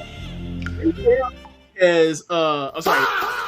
Darby Allin has made a case for him to keep this belt. This title run has been so damn good, you can justify this. I'm sorry. Like MJF was having a great title reign, and then then Darby Allin said, "Hey, how about I speed run one better somehow?" So, just be careful. Just be careful, Max. Just be careful. They might walk into that room and you think it's going one way, and then they go the other, and you're like, "What the fuck happened?" You're like, "I didn't agree to this. I need," you might give yourself a nice payday, but you ain't gonna like this. You get there Saturday night and they're like, we changing it up. Could you imagine? Like, this ain't no regular match. Like, I got my hairline. Oh my god, that'd be fucking hilarious. You love the business, don't you? Like, not this much. Should we just jump into that now? Fuck. Yeah, let's jump into that. Oh, MJF. So Double or Nothing. MJF versus Darby. Real quick before we jump in. All right. OKC got because Dan wanted to talk about game 2. Oh, yeah. OKC got away with a lot of bullshit, and it's mostly Harkenstein. But the thing about it's frustrating about the Thunder is, like, on any game it can be any of them. Because normally the normal perpetrators of it is Casey Wallace and Dort, especially Dort and Caruso. Because Dort be out here tripping people and falling into people's joints and shit and falling on people all the time. But you got Harkenstein out here doing the clamp shit and hooking Wembanyama. And that's one of the things that's going on with game 1 and game 2 is the amount of one-handed rebounds Wembanyama comes down with is crazy because they're hooking him, they're grabbing his arm, and they're not calling fouls on this shit. I don't like the Oklahoma City Thunder. I just don't. Yeah. I have no problem with them playing physical like that. The part that's bothersome for me is if they're going to play like that on defense, cool. Don't be calling this bullshit when Shea be out here flopping. They asking us to talk about the Knicks. They're going to make the finals, and they're going to get crushed by whoever they play. Yeah. They're going to lose in 4 or 5. Whoever comes out the West, beating that ass in. And I hope it's the Spurs because the Wemby documentary chapter 1 needs to end in Madison Square Garden. Like Duncan, like 99 Duncan. So the one thing that I'm thinking about, right, is it's making me think of like those LSU Alabama SEC title games. This is funny. Hold on. They say stop hating on SGA. Luka shoots more free throws than SGA. I don't ride for Luka. Like I don't care. Like okay. Look, Luka is SGA is like he's basically being offensive to the sport. Okay, so there are people falling down over and over. My fault. There are degrees to flopping, right? Now Shea is not the worst offender of this. The worst offender of a star player is clearly James Harden. James Harden flops in a way where it's like, if you don't give me these calls, I can't do anything offensively. When it matters the most in the postseason, like if you don't give me this right away to where if you put a hand here, I can get a foul call and get to the line or whatever else. I can't get to the bonus, then I'm just completely useless. Obviously, Shea's not that person, but Shea is definitely this person that is falling left and right and head jerking, all that kind of stuff. I would put him but the problem that's annoying of it is when you talk about flopping or foul calls, where he's getting these foul calls from. That's the part that's really annoying. Like, he gets officiated like he is Trae Young or Jalen Brunson while being a 6'6" shooting guard combo guard that has the ball. Kobe Bryant would never get these calls. Tracy McGrady would never get these calls. Dwayne Wade would never get these calls. That's the difference. Like, also, all three of them niggas are rim threats. Shai Gilgeous-Alexander is not. That's what I mean. He's not a rim threat. He doesn't play above the rim. He's a jump shooter. He's a jump shooter, mid-range guy. He's literally going to the paint just so he can get you to go act as if he's going towards the rim for a layup while he can stop on a dime, hit you with a forearm shiver, and then get space and then fade away and then fall. And gets calls off that. That's fucking annoying to watch, especially when you watch. Now, how do you watch that and feel inspired? When you inspired? watch Caruso with the kung fu grip. It's like, how do you watch that and feel inspired? How do you watch that and feel like you seeing athletic excellence? Like, it just feels like exploitation more than anything. Yeah, it's the James Harden stuff. He is a Kobe Bryant guy that also watched James Harden and Chris Paul do all this shit, and he's using it to his benefit. And he's exploiting the rules. And the thing is, he's just better than James Harden. Sick world. Speaking of James Harden, Jim Harden, he turned back into over this absolute choke job that the Cavs did. And I was bro, I was watching that shit and I was like, oh, they up 20. I was like, I ain't going nowhere. I'm gonna just keep watching. And then the entire run happened. I was like, this is unbelievable. They were up 28 in the third quarter, I believe. And I saw them choke down his lead. And the one thing about it is two things. Hey, Chucky Atkinson, maybe use more than one timeout during this colossal mega run. And two, hey, they are trapping James Harden. And when Donovan Mitchell has the ball, they don't even need to trap him because he's not a sophisticated creator and facilitator. So the only person trapping is James Harden. So your offense is going to hell because you have both of them on the floor, and then you took Max Strus off and chose either Merrill or Dean. I can't remember, one of those white guys, right? I think Merrill was out there a lot. So Strus throughout this whole entire playoff. Look, they get eliminated they don't come back in that Pistons series not from Max Strus, right? Strus should have been in. Once it got to that point, and you're seeing what was happening, it's like, hey man, put Strus in the game. He's not scared. He's like the only Miami Heat guy that still has that magic Satanist pixie dust still on him. And word to God 96. Do you remember Dennis Rodman? He said the Europeans started all this flopping, but nobody cries about it. You can go further than that. Bill Laimbeer was a flopper. Yeah. That's the 80s. Yeah. They were always flop. Look, there are people that will call Kareem Abdul-Jabbar a flopper. You know, I could actually see that. Because he was skinny, and then he would get into these fights where he was still on people, right?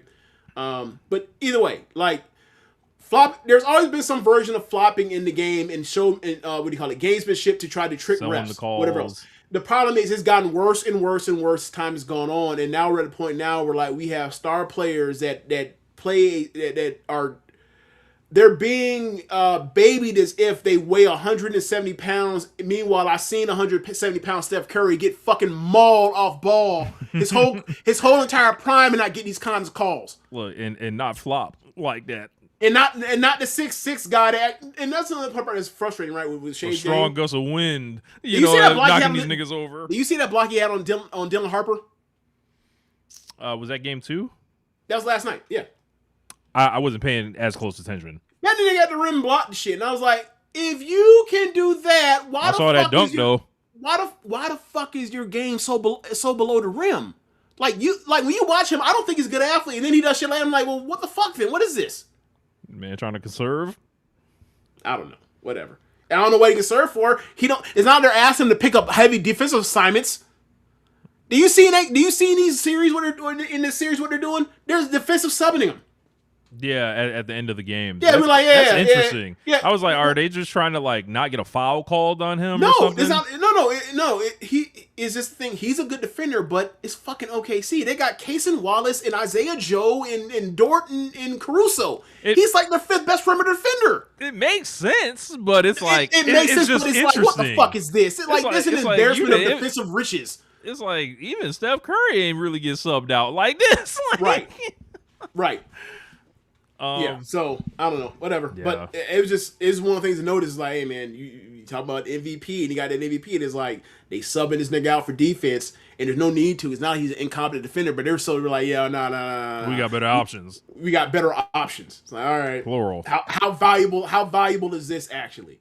And I think he should have won by the standard of what we voted this shit. But it's like, hey man, like, if Wembanyama plays defense like this, and I started watching the Spurs late in the year.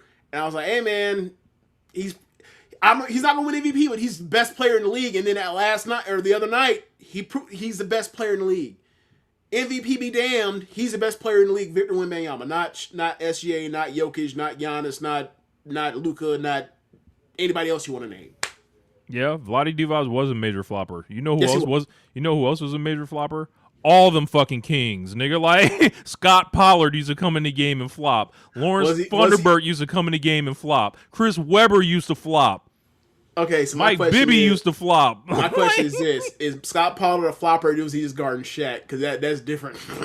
that's different. Like, Tom McCullough wasn't no flopper. He was just getting flopped by Shaq. Chris Dunn ain't no flopper. He's getting flopped by Shaq. Let's see. As an Oklahoman, not a Thunder fan, I can tell you the only thing more annoying than Shea's gamesmanship are the fans who praise him as the savior of the city. They treat him like a god and still hold anger for KD and Russ. What would the reason to be mad at Russell Westbrook for? Well, the Russ thing is like, KD left. That nigga stayed. Okay, in a situation where there was no Kevin Durant, the way he left, you could be mad. But like after he gives you extra years after KD leaves, you can't be mad at him. Yeah. Like from the PR standpoint of thinking about it, look, if you want to hold grudge, that's on you. That's weird though, because Russ still gets cheered to this day in that building. Yes, he does. Especially when he helped Durant them win that series. Especially when he helped them win that series against the Nuggets last year. Stupid.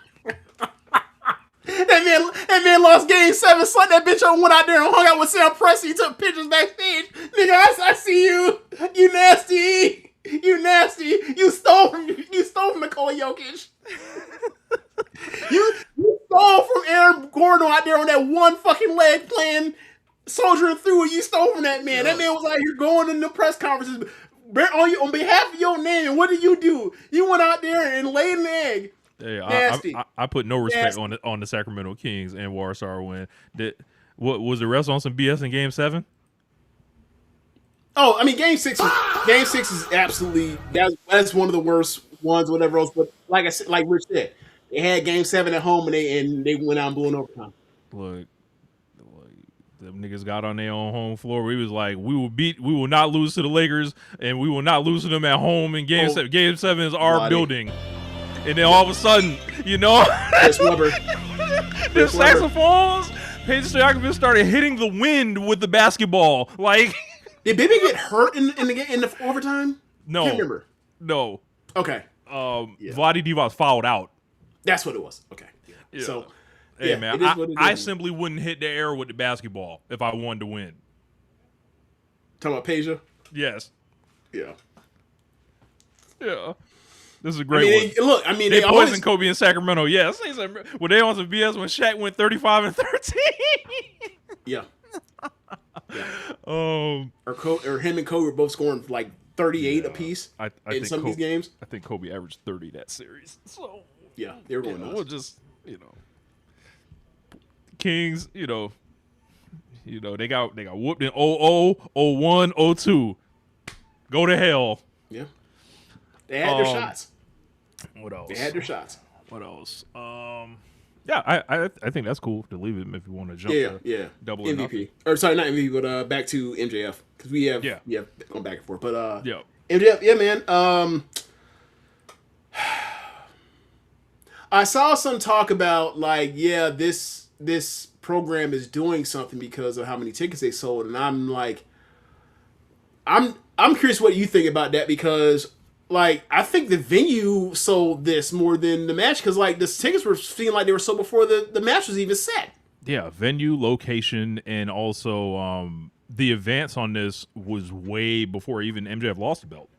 Yeah. So like the fact that it didn't run anything off the course, like tickets didn't slow down or anything, but I didn't know if they necessarily picked up either, but I wasn't like following it that close. But it is an achievement, you know, if it's going to be their second largest gate and they're going to sell like over 13,000 tickets and all that, that's incredible. We'll see what the pay-per-view numbers do.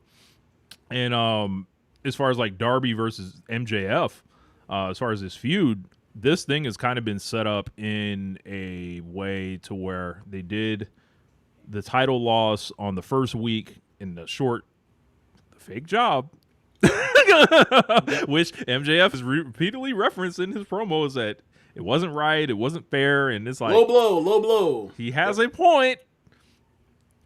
Then Darby decides to rip off perhaps the greatest world title reign like that has been seen primarily on television ever, right? Mm-hmm. Like no pay-per-view matches, anything like that. And he's just killing himself every week to have these great matches. Some of them, like, I think I'll always remember the Ciampa match, right? Oh yeah. You know, not every match is like that he's had, but it's like he's done his thing. He's done about as good with it, I think, as one could ask in this time. I think he's earned himself like another look in the future. Yes, like if it's like, you know what, we got to put you back in the rotation. Like this isn't like some Make-A-Wish title that they gave him. And it was like, I think, that's funny because we used the whole thing like it almost felt like a Make-A-Wish thing when he won it, right? It was, because on the build, that's what it felt like. But on the back end, he's fucking earned it. Yep. So, like, everything came from him fighting through every week and having all these great matches, right? So, in my mind, you've got to keep him in the rotation in the future where he's always a threat to win that bitch now. And the next time shouldn't be no sneak shit. It should be, hey, he can go out here and win this bitch because look who he's put away and look what quality match he's had. Like, this dude is the main eventer. He's just small. Right. You can put a tentpole event around him pursuing, which is how typically, baby faces end up selling tickets. But throughout all this, MJF's in the background of this, and they start with the thing of MJF wanting this match. He's slowly bringing up his grievances throughout the build, and he finally ends up landing it. They had Darby basically talk about MJF is so vain, and they basically like had the whole thing last night to be like, well, why do you want this? It felt like they were trying to like tighten up like a criticism of the whole thing. And I don't know, for me, like MJF had some interview where he said blame Vince McMahon for why hair matches are taken as a joke. He said I'm gonna get him. He said it's not like that in Mexico. He said it wasn't like that in Memphis. It wasn't like that in Japan. I was like, it was just like this in AEW 3 months ago. Like, so like what are we saying? Like we forget this, Max? Like, let's keep it honest. How many hair matches has Vince McMahon ever had? He had the one hair versus hair match with Lashley and Umaga, I think, and then they shaved him at the WrestleMania. They shaved Molly Holly's head at WrestleMania. They did Kurt Angle. They had with Serena Deeb. That's another one. Or that wasn't even a match. They shaved her head just to make her an acolyte or a zealot for Kurt Angle and Jeff Jarrett back in the day. I believe it was. Yep. No, it was Kurt Angle and Edge. Sorry, it was Owen. Yeah. It was X-Pac and Jeff Jarrett. Didn't they have one with Beefcake? Can't recall on that one. Well, either way, I remember him shaving somebody's head back in the day, right? So, so you got those. So we're talking about like a handful of matches that we can think of in the history of WWE or in the last like 30 years, right? What about these hair matches that were in the territories? Honestly, there's not a ton that I can like really think of. Honestly, like Ric Flair never did no hair match like that. Yeah, but I'm most of a lot of the hair match shit was like people like managers. Mm-hmm. Like from what I can remember, like manager X I like using this line because I like give a shout out because he was running a shitty a shitty fashion. But like Paul Jones out here covering one of his guys, like, oh yeah, blah, Piper blah, and blah. Adonis. Okay, that's what Okay. it is. Yeah. Yeah. Appreciate you. New to the Yeah, world. so it's like that's not.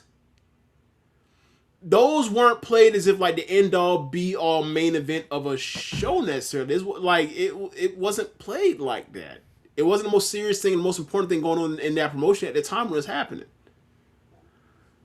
So I wouldn't put this on Vince McMahon. Yeah. I don't think I'd put that at Vince's. I think it's just how There's tons of things times that that go we've at seen Vince McMahon, not this one.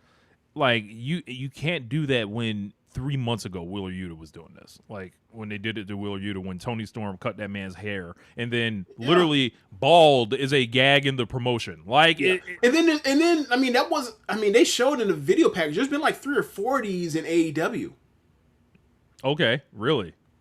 Yeah, they showed in the video package at the end of Collision. There was like showing like Yuta. And then there were like two or three other people that also got their hair cut in matches, whatever else. So it's like, nah, man, that ain't what it is. It's just, it's just. I think that they've, and also it's a heel. it's like, so what else are we gonna do? We gonna laugh at you Yeah, if you, and that's gonna be the end of it, really. Yeah, you the one. Oh yeah, Ortiz was the one they showed. Yeah. Yep. Okay. Yeah, and it's like I'm much more interested in the title match just being the title match than MJF's hair being on the line, personally. Like it doesn't really matter to me. Yeah. I think it's gonna be a great match. Like they're like How you great, see the though? kind of role that Darby's on right now. MJF sometimes with his finishes it can get wonky. That's the only thing you really kind of safeguard he's against. In the main event, and he's. I'm afraid he's going to go over long. I got a He's feeling going to go too long. they're gonna try to go 40 minutes and shit, and it doesn't. It don't need to go there. 30 minutes tops. Yeah. And like these two have kind of have like now that I think about it, like back from 2021, they're obviously 4 pillars. They're in that. They've got this feud. Like this is like you look at this main event, the business that it did. This is an AEW feud, and like this is like where I think people will have trouble or try to throw rocks at the show in any way they can to try to say it's some kind of failure because there's not, a familiar name on top. There's not 2 bigger guys on the top. This is a very Kenny Omega, small Chris Jericho shit. Yeah, these are 2 small-ish guys or whatever. Yeah, so that's true. This should be looked at kind of as an achievement. I'm interested to see how they do the match. I would love them to have a clean wrestling match and as clean as it quote unquote can get with MJF. Oh yeah, that's true. But I'm excited for it. Like I think it should be pretty good. It should be a great match because when they have real matches, they're great. So there's that.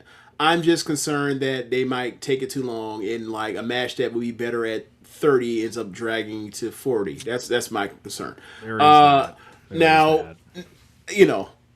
but you look at this card though. This card got some awesome shit on it. Now the builds obviously questionable, but AEW always gonna come out here with or even when they have questionable builds, they'll give you cards. You're like, oh yeah, that's gonna deliver. And when all these deliver, you're looking at a damn near match of the year or show of the year contender. And this card has the horses to get them to that. Well, maybe not because of Revolution, but you get my point. Like a contender anyway. Because this shit has Swerve Bandito. This shit has a Stadium Stampede on it. This shit has a Moxley and O'Reilly thing on it. And there's there's one other matches on here that's also killer. Okada and Takeshita. There you go. And this might be the real match, finally. Stadium and if it's not... They have retconned that first one out of existence, James. I don't know if yes, they pretended that C2 shit never happened. Yeah, that's like... They pretend like it never happened, and then they show video package of Okada in that match hitting him with a screwdriver at the same time. It's cognitive dissonance. So actually, I'll get to that in a second. But yeah, I got MJF winning. He's not losing his hair. Same. Win the belt back. This kind of designed inside of MJF's title run was the Darby one, and I think Darby did a great job with it. Like it was, if imagine like a shit like it was booked in a way, like Darby is bringing this belt back to MJF essentially after he gave it to him hot, and it was designed to give it back to MJF hot as well. It's very nasty how this works, right? Yeah. MJF spent all last year not showing up to work, not wrestling. I think he had like 10, 11, 12 matches in AEW all last year. Comes out this year and starts wrestling matches on a consistent basis. And then he loses his belt, and what's he do? Not wrestle matches again.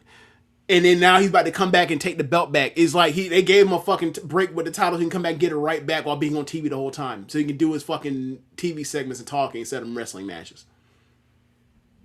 Wild how that happens. Yeah. So let's go. And then he gets a third title reign in before whatever age, so you can talk about it as another reason why he's awesome. Yep. That's fine. That's cool. But it's like, hey man, can we get these guys that are the main eventers at AEW? Can we get them to show up to work every other week, once every 3 weeks, please? I'm like, if you got shit going on with your life, you got injuries, I get that. But goddamn. Yeah, it's a lot, man. Like, you know how we've always talked about like wrestlers, there's no off season. Like, it feels like they're cycling these niggas on and off on purpose in a way. So and Rich is never mind. We'll move on. Rich made a face if he knows shit, so we'll move on. I mean, Yeah. Yeah. I've been sworn to secrecy on a few things. So I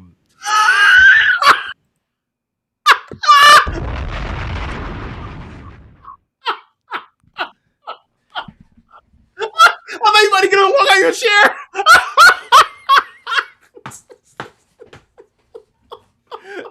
The seat that got too hot, I can get out of here. all right. Well, you know what? Like,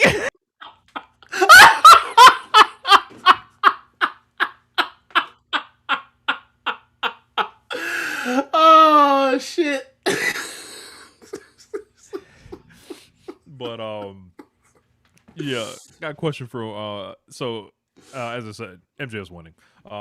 Darby, excuse me, question for Anwar. He said, Rich, why didn't Jericho go back to WWE? So we should roll that into the Stadium Stampede match. So I saw someone point out on Twitter that it seems like Jericho's new gimmick is just what it would have been had he gone back to WWE. And I don't know if y'all noticed this, but Jericho's like over with the crowds again, and like he's having fun, and it's like the Stadium Stampede match here is like absolutely batshit insane. Like when you lay it on paper. I personally, I don't know anything like as far as like his status or anything or like what happened. The only thing I can think of is they lowballed him. That would be my assumption. Well, I mean, regardless of whatever he was going to make in WWE, it wasn't going to be as much as like Tony Khan was going to pay him. Correct. So really what it came down to, I'm cold here. I need to move on. And he probably was like, he's probably watching the product. It was like, no, I'd rather just be a legacy guy over here in AEW. Yeah. And he made the right decision because, look, I mean, have you enjoyed what any of these AEW people have done in the last like year coming over to WWE? Because I haven't. Have you liked what they've done? Dog. Have you liked what the guys they brought up from NXT to the main roster? You like what they've done with any of them? Do you like that Obafemi is now back in Brock Lesnar hell? I did a video talking about it on our OPW this week. I was like, look, there's a real risk by the time they get to SummerSlam, they're not cheering for Obafemi anymore. Yeah. Do you like what they're doing? Ricky Saints, he comes out there to a Corbin pop every week. Do you like that Ray Phoenix is now in the geek lineup at the funeral for the Gingerbread Man and paying his condolences to Gingerbread Man? Do you like when Sol Ruka like ends up getting a title match that they have to unadvertise as a title match because she ain't winning no matches?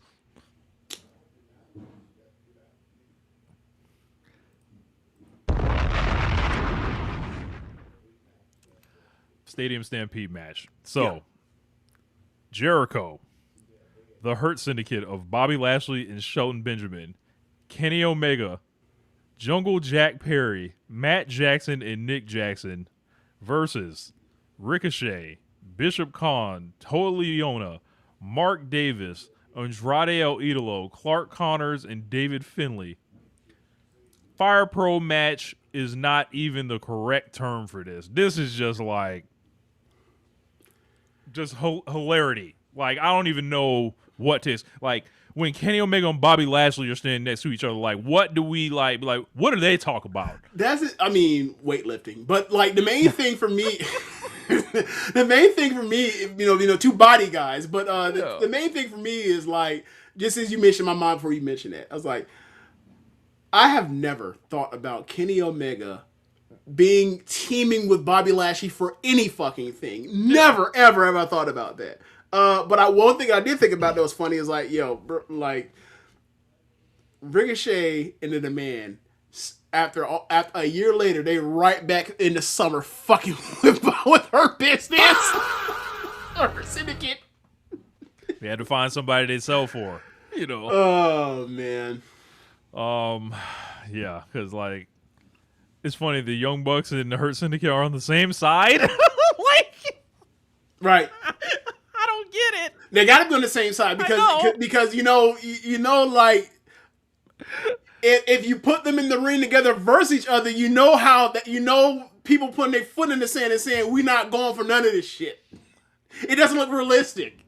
So when David Finlay stands next to Bobby Lashley, it don't look realistic when two grown men simultaneously kick us in the face. The CTE will not be ringing. Our heads will not be going like Dr. Dre going ding, ding, dong. Absolutely not. Get the fuck out of here. Do you think Bobby Lashley is letting David Finlay powerbomb him in this match? I'm sorry. What did you just ask me?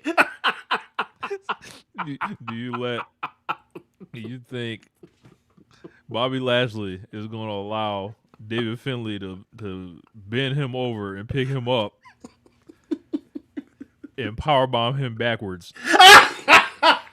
It's funny the second time hearing that shit. Hell no, bitch.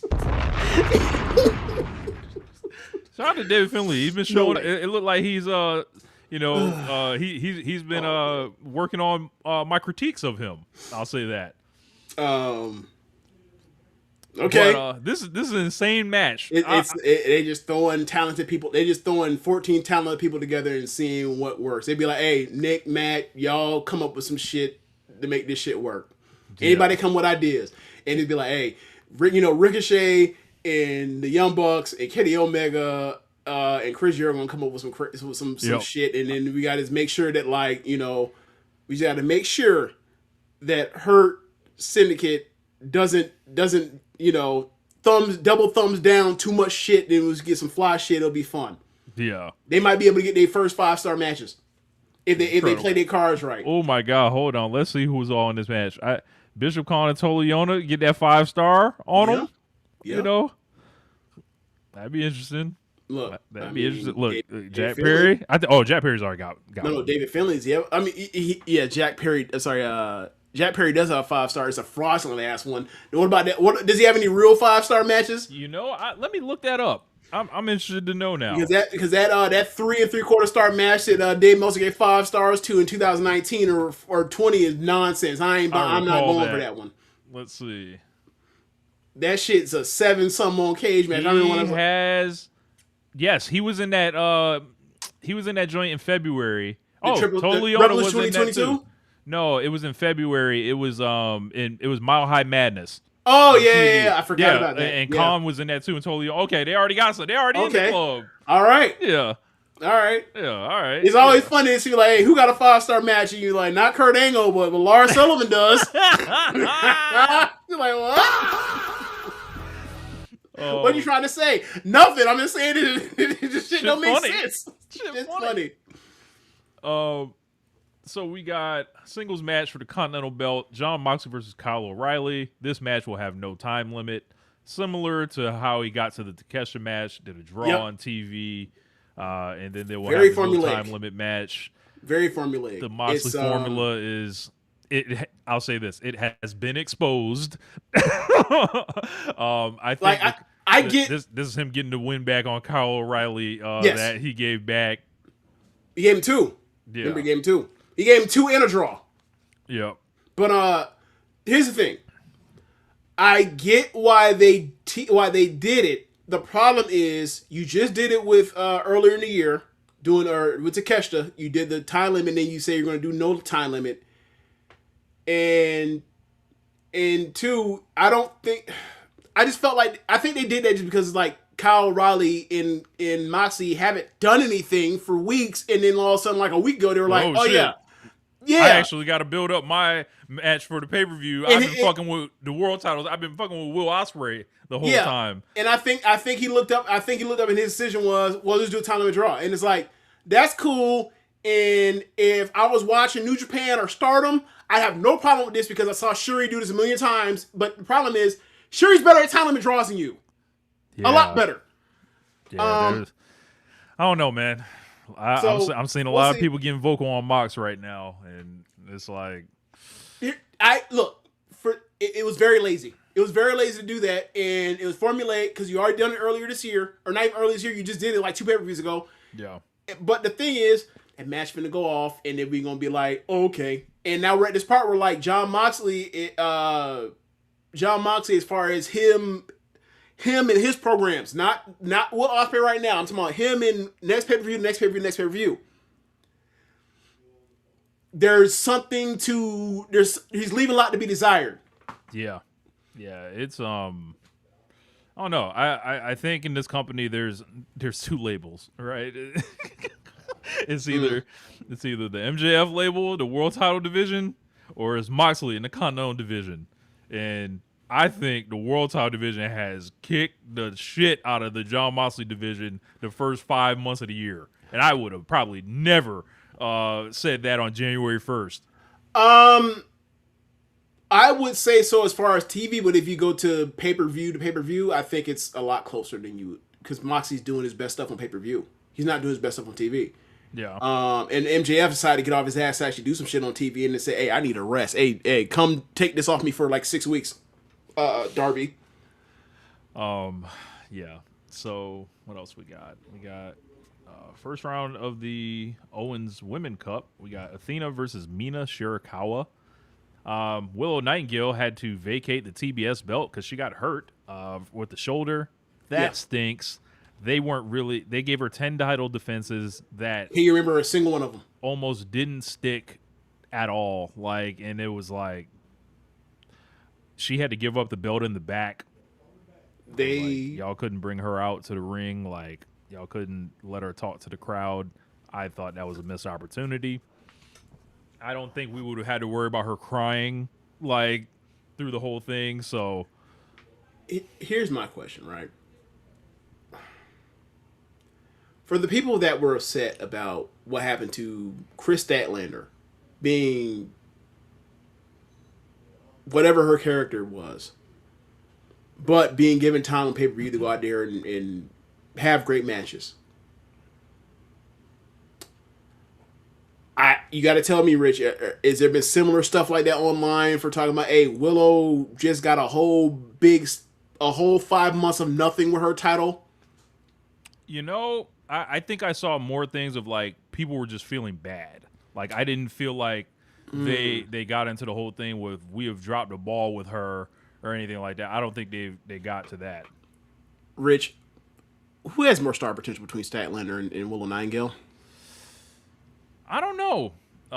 Between star power, sell tickets, butts and seats, memorable stuff. I guess I just look at it from the fact of I feel like they would have already fucking did it. With Willow, I don't know if it's no. I'm just asking you, but I'm just saying, make a comparison. If it was me and I was okay, I can push the button on somebody and I expect something to work, right? Knowing their both their limitations and strengths and stuff like that, I would probably go with Willow because I know I have somebody that I could cast as a generational babyface, right? Okay. And with Statlander, what I would have is somebody that can be a great wrestler in either role. Yeah. Now, I don't know if they just didn't have a counterpart for Willow to be on the other side of. I actually all throughout her title reign, I was like, hey, this comeback killer thing is lame. Like that's what I was seeing, and for her to now have to miss this because it's like, all right, maybe she could have won the Owen. Never know. That kind of stinks for her. So I don't even know who's in Women's Owen right now because I know that she was going to face. Actually, pretty good. She was going only Windsor. only side. Only thing I remember was that the side that she was or that her match versus Windsor. Yeah. So, but I can't remember. Because no, it was on the other bracket. It's Athena versus Mina, right? Yes. And then I think it's a Jamie versus like one of Tekla's geeks, right? Nope, it's Sari versus Sky Blue. That's what. Yeah. And then So you're gonna get Athena. Hazuki. Okay. Who versus Hazuki? It's on the screen. Hold up.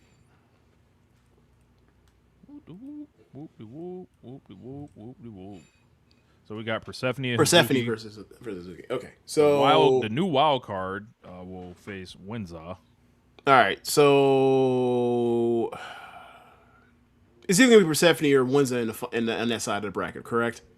Unless, like, look. The wild card's Mercedes. I'll just say it right now. I don't think the wild card is Mercedes. I don't think it is either. Because if she was gonna be the wild card, she would have just been in the fucking thing. So, Yep. so there's that. Also, there's I'm not gonna get into that. Whatever. Yeah. Whatever. So yeah, I mean, I don't know who's winning this fucking thing. And no one there's not a great. I mean, there's a option that's a really good, but it's like that person's ROH through and through. Yeah. Unless you just want to make a damn star in Persephone, which I don't think they're gonna do because they slow roll everything, especially in this women's side. Yep. It feels like whoever the wild card is, they're winning. In my eyes, like yeah, but who the fuck is gonna be? And I tell you right now, if it is Chris Statlander, I'm gonna be like, what the fuck? Like Sheeta's not in this thing, Statlander's not in this. Oh, they're in the title match, so they're not. Oh yeah, that's right. She's in the 4-way, so it can't be Sheeta either. Yeah. Or who's the fourth person? Let me take a look. I have. It's not Harley Cameron. Jamie Hayter. That's right. So it's not any. Like unless what if it's Oh no, they got a match that night too. Megan Bain. You think they gonna call Big Tooth? Big who? Big Tooth. It could be her. Might break the glass case for emergency. It could be Britt Baker. It could be Big Tooth. I would not. I'd hate it, but I'd understand it. The Good Doctor. Yeah. It seems like I didn't even think of that, and now you've kind of sold me that it's going to be her. Who else could it be? It's not Tony. It can't. The wild card's Harley Cameron. What the fuck? You know? People will boo. They wouldn't boo, but they wouldn't be happy. They'd be like, oh, okay, happy to see you, but like, nah, you should probably get slaughtered by Windsor. Is there anybody that would be a free agent that was fired recently that it could be? Who did they fire? Like Kyrie or something, or I mean, I don't know. I'm just talking shit here. The roof will blow off if it was Kyrie. But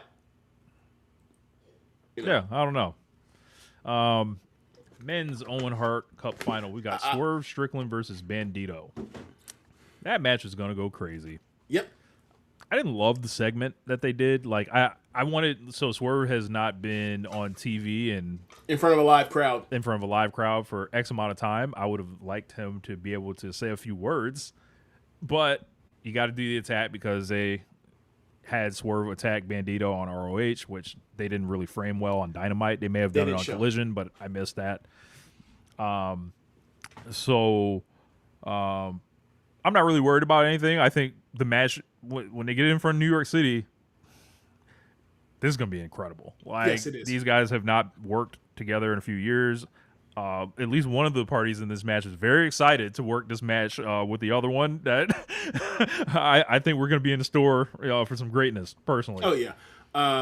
You put up Devlin.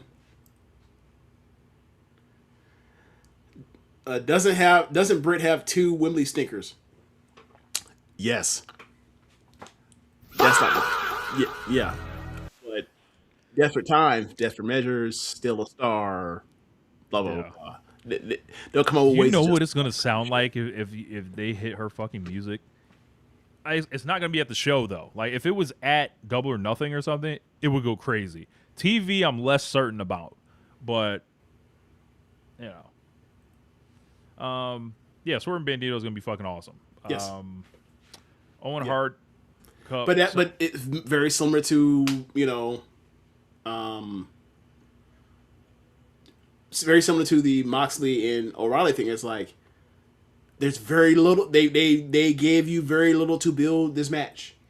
yeah, And it's you very. knew this pay-per-view was going to be here when you announced it months ago. What the fuck? It was like they didn't get time dedicated to them. They got a cool vignette, and then Attacks. pre-take promos and attacks. Yeah. So, kind of tough. They gave us something. For me, it's a tournament match, so I don't necessarily need additional. Like, it's nice they gave us that. I consider that a bonus because I consider the tournament a story in itself. But Right. But when you know what the bracket looks like and you know the bro dude relationship is like, you could do more because you know where this is headed. yeah, Or you have a pretty good idea where this is headed. got Samoa Joe and Will Ospreay. That should be interesting. I want to see if I like this promo on Collision. I want to. Yeah. What exactly? What I caught wind of a little bit of it. He cut one last night too, right? Yeah. Collision. And like, so he has a match with Shibata. I thought that was really good. And then basically towards the end of the match, Bowens comes out to ringside, but like Marina comes out and stops him from like tripping Ospreay after Ospreay tripped him. And like basically you saw like Garcia and you saw also Claudio, and they're there being like, fuck off, get away, Bowens, and then proceeded to catch her, I'm sorry. Ospreay then proceeds to give Shibata the hidden blade and gets the win. So after that, Joe comes out up to the ramp and he says, "Hey man, we could have had your back."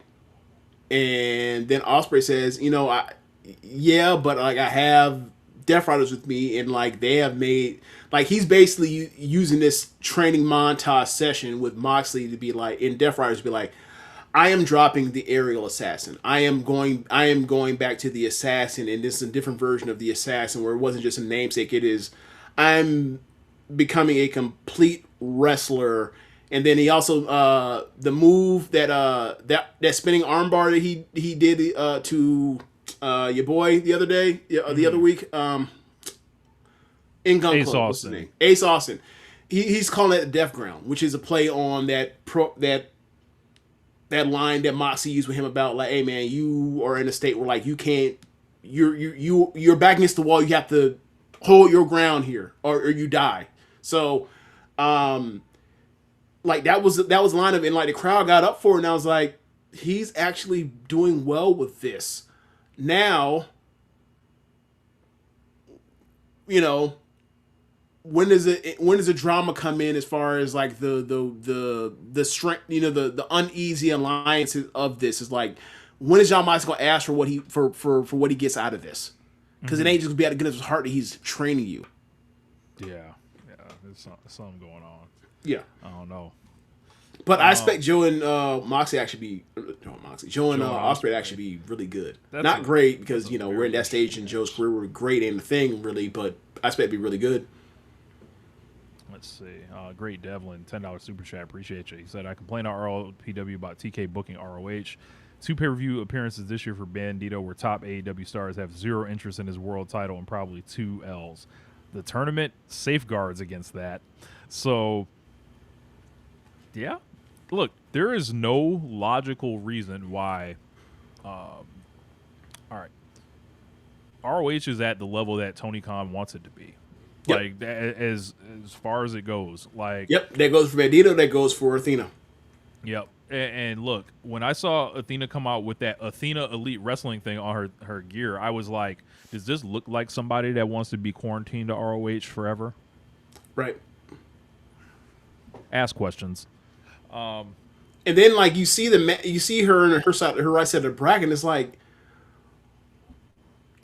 if you bring, I think she's beating me, but it's like, if you bring Sari over here and she doesn't face Athena, I'm going to be very fucking upset with you, Tony Khan. Yeah. I want to see. I also want to see women in America do shoot headbutts. I want to see on American soil. I want to see shoot headbutt. If it's Mina has done it before, but it's like I'm not expecting that. I expect some crazy physical ass wrestling between Sari and Athena. And why else would you bring her in here unless you're gonna do that? Don't play with me. That man wants that shit to sound like. I want to hear a thud.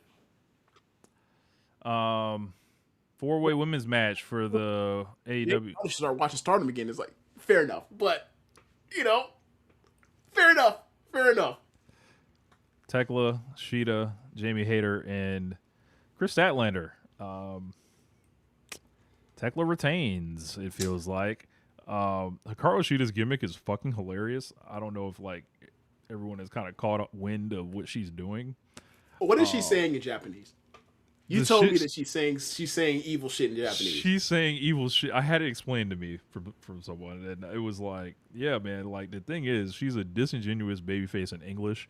We already that's knew why that. she's over the top. I was like, yeah, I get that part, but like obviously the Japanese part, I don't understand. So what she's doing is saying a bunch of like foul heel shit. Like she's on a borderline of like cussing in Japanese. Okay. So like it's like, all right. You know, like they say, like at a nail salon, like they'll fucking talk to you. Yeah, like but those Koreans. Yeah, like they'll talk to you, but then like they'll talk to each other, and then they'll be laughing and shit. But then, hold on, what? Like, and then it's like, oh, don't worry, and then it's some shit like that. Yeah. But her and Statlander have had this thing. Statlander's been weird. This team is. Everyone knows that Statlander is about to get screwed over, and then Statlander is being like pressing her up against the wall every chance and being physical, and being like, "Hey, if you fuck me over, I'm gonna hurt you."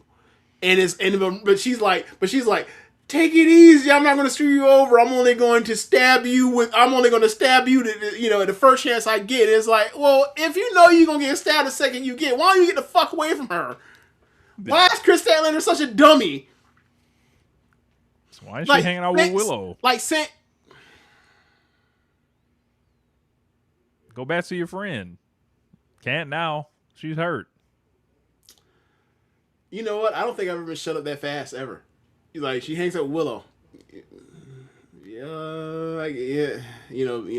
Say 2 peas in the same pod. Yeah, you got it. They just 2 forgiving dummies. So, I think Tekla retains. I would like for the Sheeta Statlander thing to happen here. I like to happen in this match. Like the first chance that the Sheeta gets to win this title by screwing over Statlander needs to happen and be like, oh, now we can move on. Move on. Tag team I Quit match for the World Tag Team titles. I called it last month. I think I was a month early. Yeah. Cage and Cope. They're winning the titles. And not only are they winning the titles, this is going to be I think it's going to be a great match.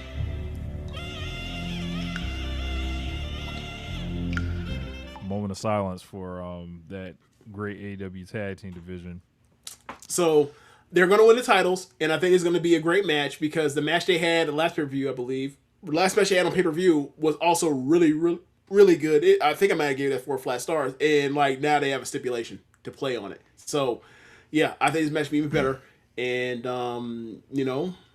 whatever they do at Wembley with the Young Bucks, whether FTR is involved or not, it's going to be really fun. I got a feeling that the Young Bucks are going to wrestle the New Day. That and I they're gonna mean, find their way away from all this nostalgia. they did Bullshit. tease the thing at Revolution though. Yeah. So that's the reason why I'm thinking about it. But if you ask me which one I'd rather see, obviously I'd rather see that because that is Absolutely. yeah, the two generational, like two of the three biggest tag teams of the 2010s. Can I see It's the these guys come Usos, out? the New Day, and the Young Bucks. Yeah, go ahead. Can I see these guys come out with jeans on both teams and knee pads over the jeans? Sure, why not? It will pop me. That's What? Oh, also, there's also a play on because it happened in Collision. The main event of Collision was tag team title match. It was FTR versus or not O'Reilly, Strong and Orange Cassidy, and at the end of it, they won by having Stokely clock. Well, I didn't mean this. There wasn't a pun intended, but like he rocked Orange Cassidy for a roll up win when he hit him with Christian's watch that Stokely stole and still has. So like that's coming into play in this match too. Like Stokely's gonna take some crazy bump or whatever else, and he getting speared through. and Christian's getting his watch back. Yeah, he'll spear him or some shit. Yeah. Other match: Kazuchika Okada versus Konosuke Takeshita. As I mentioned, This better be the match. This better be the match when they finally have it. yeah, No excuses, no nothing. I demand to have my fucking Takeshita Okada match that I've been wanting for over a year now. And it better be everything I wanted out of this match. And it better be them having their best performances since they were in the Dome on January 4th. I agree. There is no excuse. It was a colossal failure what they fucking did at World's End. I thought it was bullshit, and I thought it was unbecoming, and honestly made me not interested in this match. So when the bell rings, I need them to They got to out wrestle the build. They got to out wrestle the build. They got to out wrestle the perception. They got to out wrestle the circumstances. They got a lot because like this one. And then I don't think it's unfair because we know they're good enough to go out here and have an all-time match. We know they are. Like, and Takeshita has kind of been so kind of like I saw a clip of, I think it was his 4 years ago or 5 years ago, maybe even.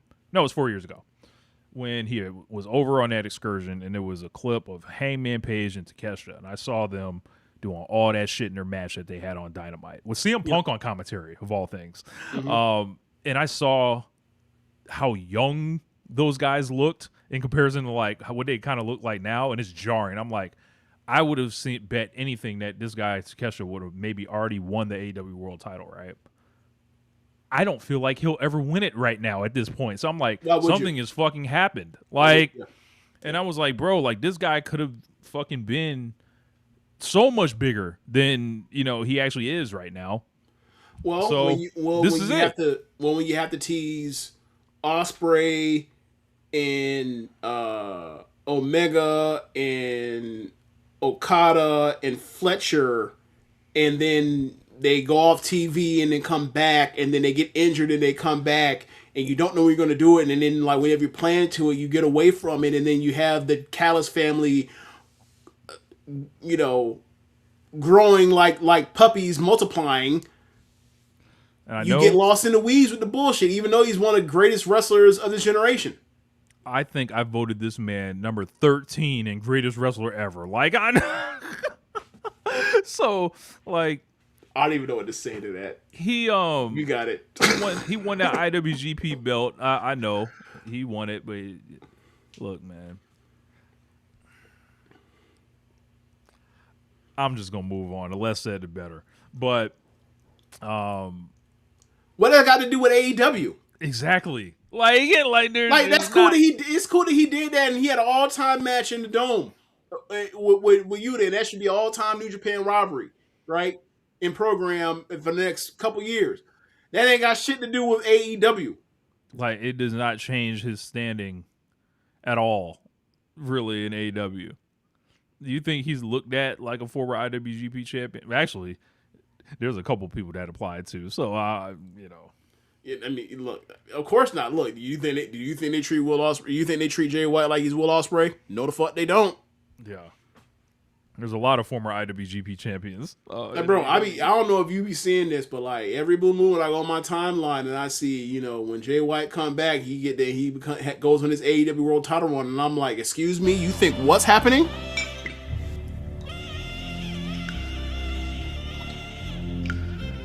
That man running out. Yes, they debuted that man running out. Yes, in regular clothes. That's not for you, baby. That's never happened for him. If they told me when I got to the building, this is how we debuting you, I'd be like, oh, I'm going home. Like,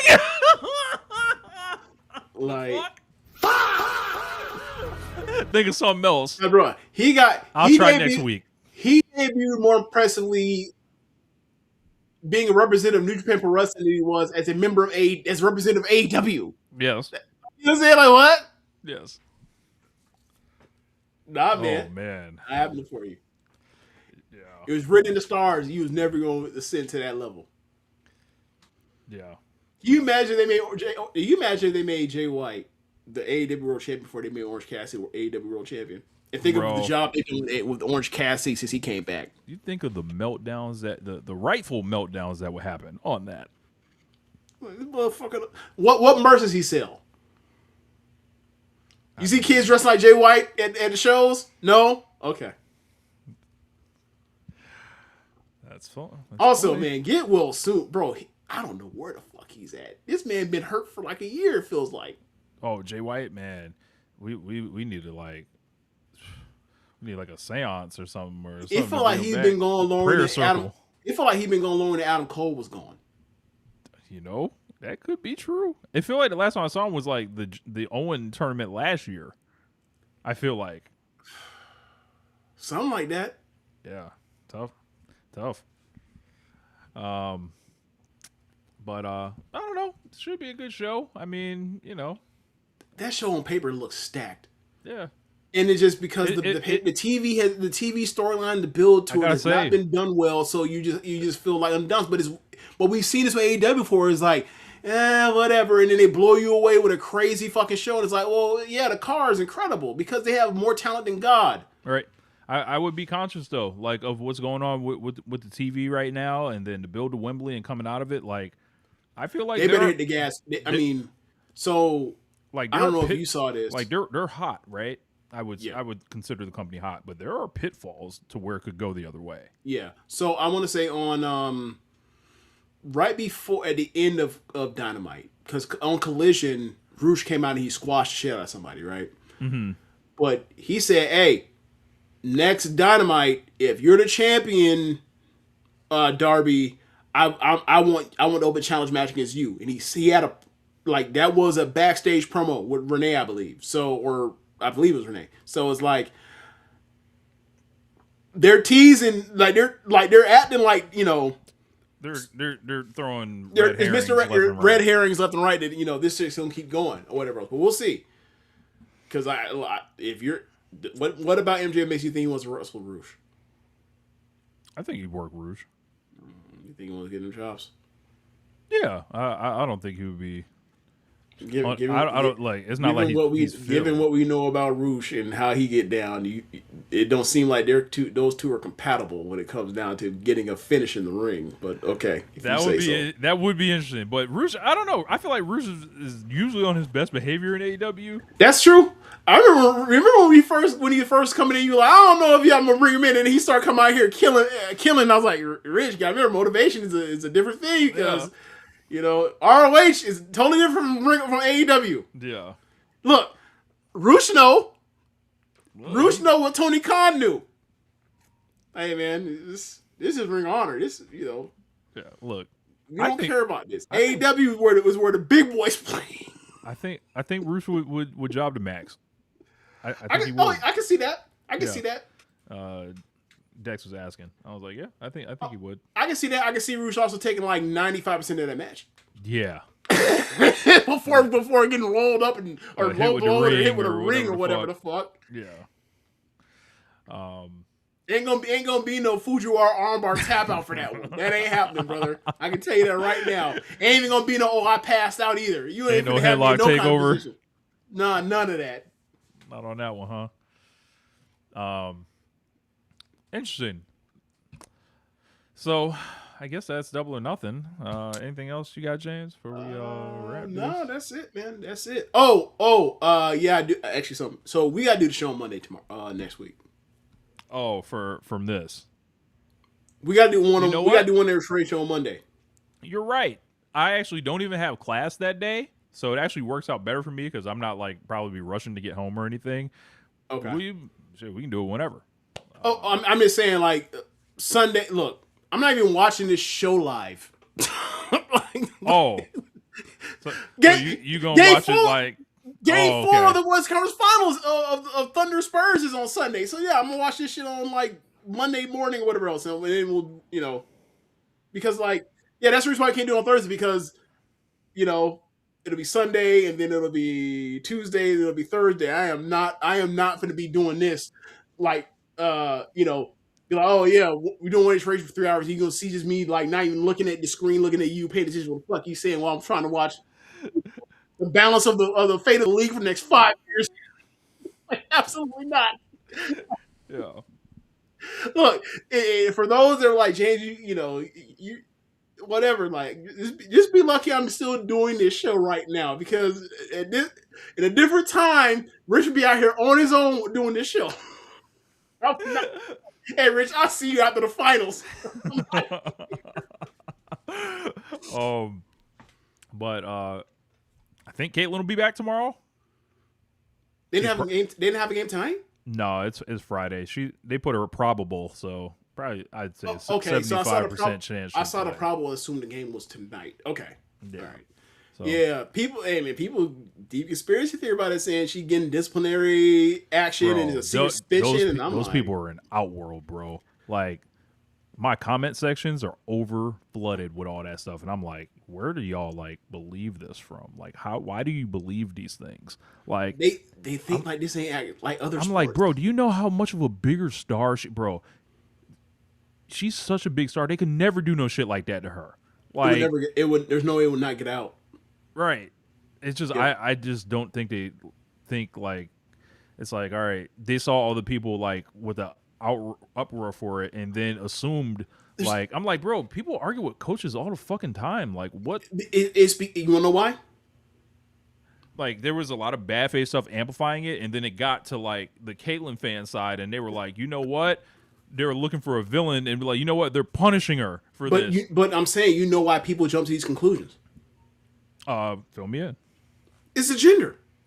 There, over and over, and the race, and there's a racial dynamic there. Black coach. Yeah, definitely black coaching. Yeah, absolutely. That definitely is a part of it.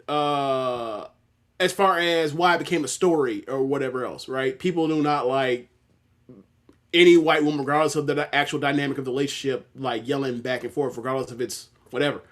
And it's like, yeah, I get what you're saying in the vacuum. However, in this specific relationship, this is coach and player always argue back and forth, and you're not bothered when white player argue with black coach on sideline in the NBA, or black coach argue with white coach in the NBA. You're not. But because it's black woman coach and white star player, she's bullying this black woman. Is like, could be doubted. So. Brianna anyway, January don't exactly strike me as no pushover. Yeah. Personally. So yeah, because it's like it comes down to a lot of these coaches. Like, I mean, a lot of these WNBA coaches, like she was in the league. They're former players. It could be right. Yeah. I'm saying like it can go very Jerry Stackhouse. Like, yeah. You want to argue? All right, fine. We can fight. We can fight. Welcome back, Ed Orgeron. Like I forgot about that. Yeah, you got a problem. We can argue, but if we argue, we can fight. Yeah.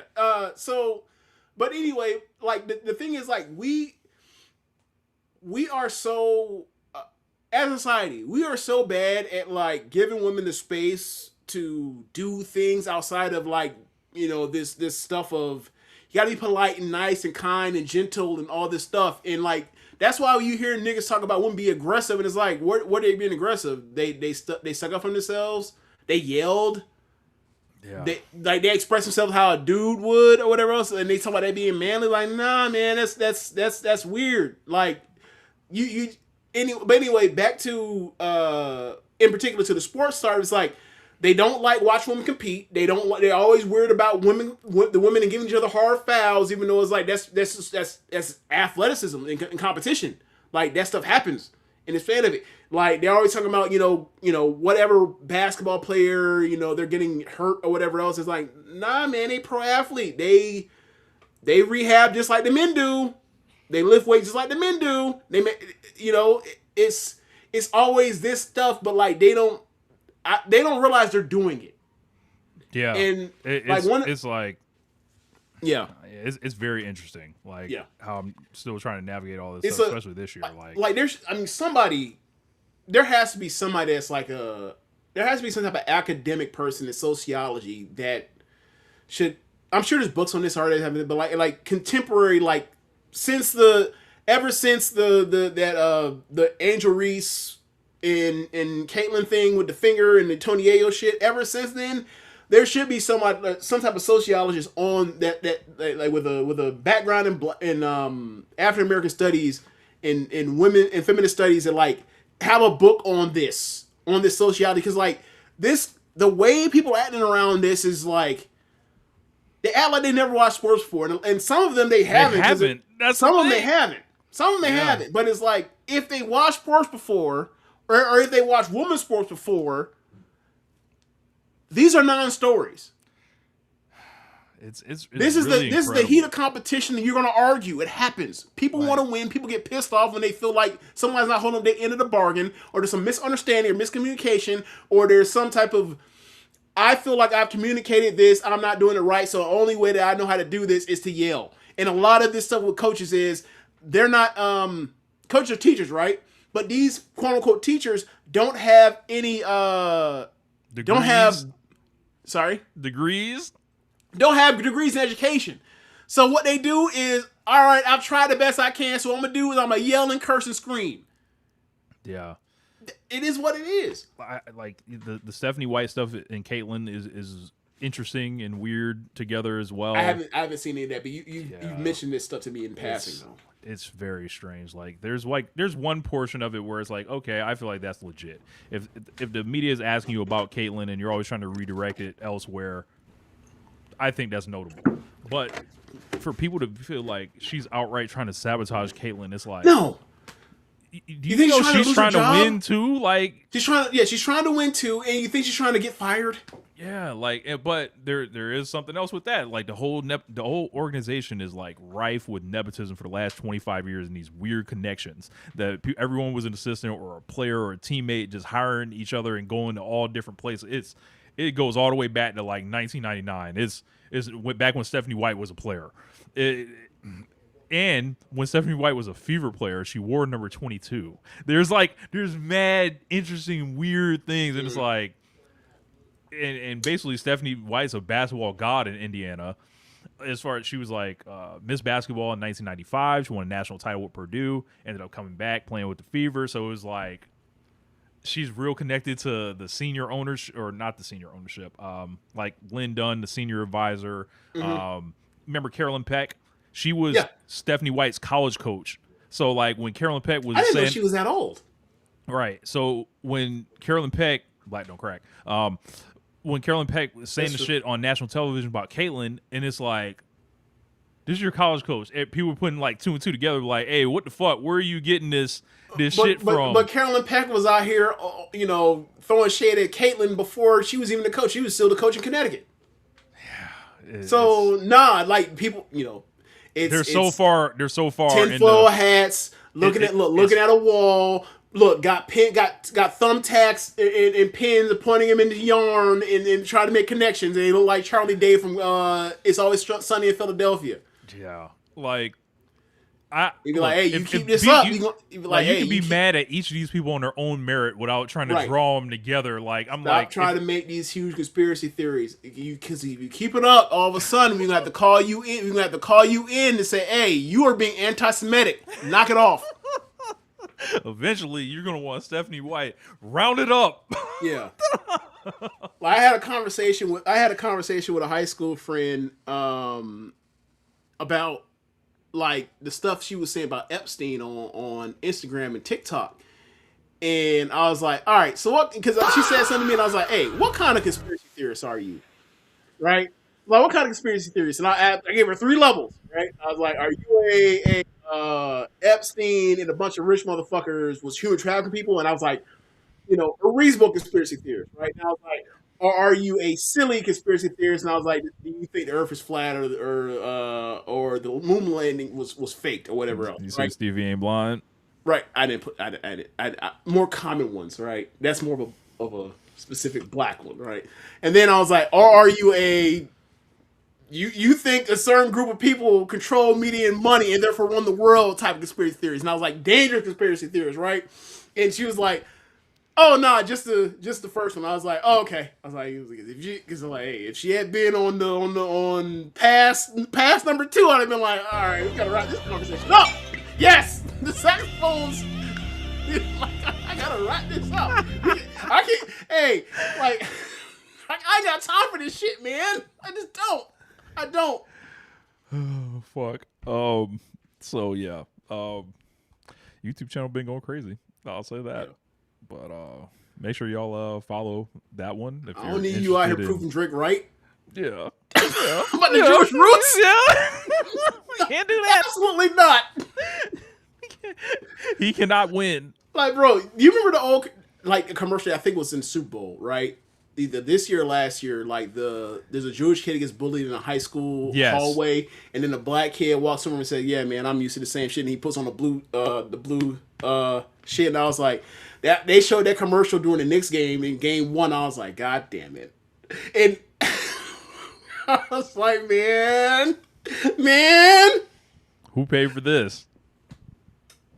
Shit. Who took the money to pay for it? To fund their league? Shit.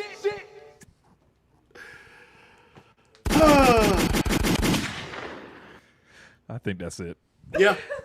All right, y'all. Thanks for listening. That's the end of the show. If you are watching from the stream, be sure to go to the show notes when the podcast is up, and you can find the Rare Circle link there, and you can donate to the show from there. And be sure to listen to the other shows on the network. Besides One Nation Radio, you have Keeping It Strong Style, All Things Elite, AEW Match Guide, the Trish and Sarah Wrestling Podcast, Tunnel Talk, Joshing Around, Wrestling Out with Chris Things, and Imp's Adventures. Thanks for listening, y'all. Later. Peace. All right, we're done recording. Heck yeah. Oh, man. I like the show. Yeah. We jumped around a little bit because I couldn't keep focus, but sorry about that. Like, we were trying to move on from the Wimbayama ship. I just like, bro, like, after that game, I want to do the show right then. Yeah. I want to do this show right then. Like, I called you after the game. I'm like, man, I can't believe what I just saw, bro. Yeah. Appreciate it. You too, Mr. Boo. Oh, yeah. It's Double Nothing. Memorial Day. Yep. I hadn't even thought work about off. Hell yeah. it. I hadn't even thought about it.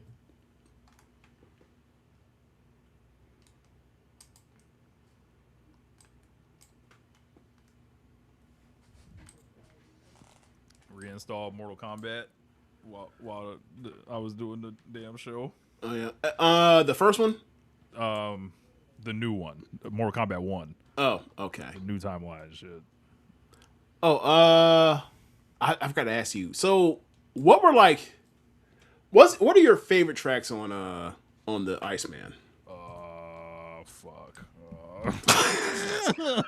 You just talked about it for a half hour. Let's see. I would probably say "Whisper My Name." Yep. Well, the first beat of it, anyway. Yeah. You know, you gotta specify that shit when you say these track titles now. Yeah, like, right. oh yeah, the second beat on Dust. Like, Yeah. Probably Lil Birdie. I can say it sounds a little weird, but the Kodak shit. I can imagine it Kodak goes. one, right? Yeah. Okay. The Make Them Pay. Yes, I love that song. But I was not expecting Drake to rap over some shit like that. Let's see.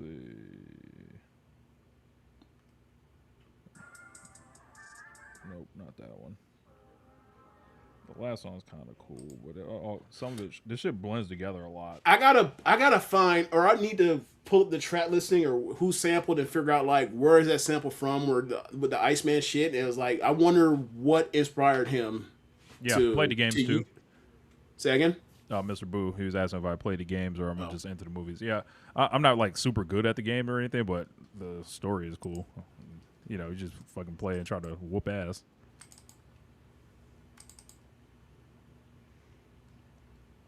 Yeah.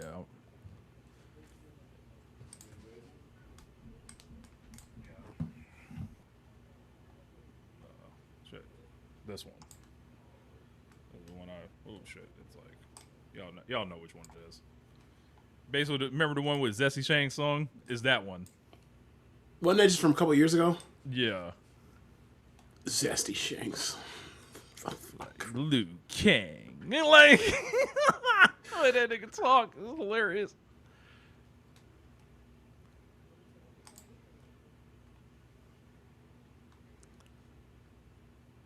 Yeah, I'm into all the lore and all that shit.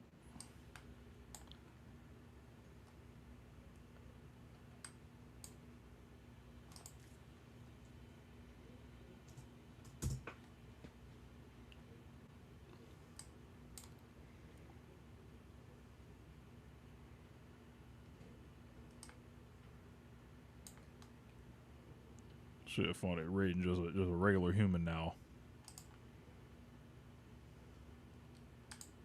How he loses powers. Or I'm sorry, different universe. So what's the story and like why he's is the way he is? So at the last, this is just like the natural like of what he would have been in this world because he's not the god and protector of Earthrealm. Liu Kang is now. Okay. So Liu Kang basically became a god like Raiden, and so he's the fire thunder god. He controls thunder and all that shit now, and that happened at the end of Mortal Kombat 11. Okay. So the funny shit about like Shang Tsung is like no matter what world he's in, Shang Tsung is a fuck nigga. Like he in every like anytime you press a reset button for that nigga's life, he's a fuck nigga. Like it was like this Makes time, sense. and this time since Liu Kang was in charge of this one, he was like, you know what, we just gonna fucking like we're not giving you. You're not a sorcerer. You're not shit. But you just live your life in Outworld or whatever. But what does Shang Tsung become? He becomes a snake oil salesman. Like, oh yeah, I've seen that part. And then he have like a cart at the beginning of it, like he's going from town to town or whatever, or shit like that. Yeah. Right. So like he's like a snake oil salesman, and then like he gets approached by like some dark, mysterious figure, which actually is later revealed to be Shang Tsung from another timeline. It was basically like, I want to corrupt the actual. I know I can corrupt Shang Tsung because he ain't shit. He's me.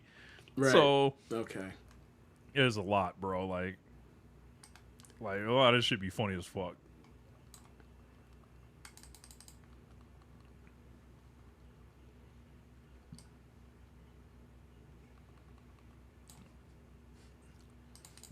It'll be interesting to see where the games goes, but the studio for Mortal Kombat is probably doing Injustice next. Never played that.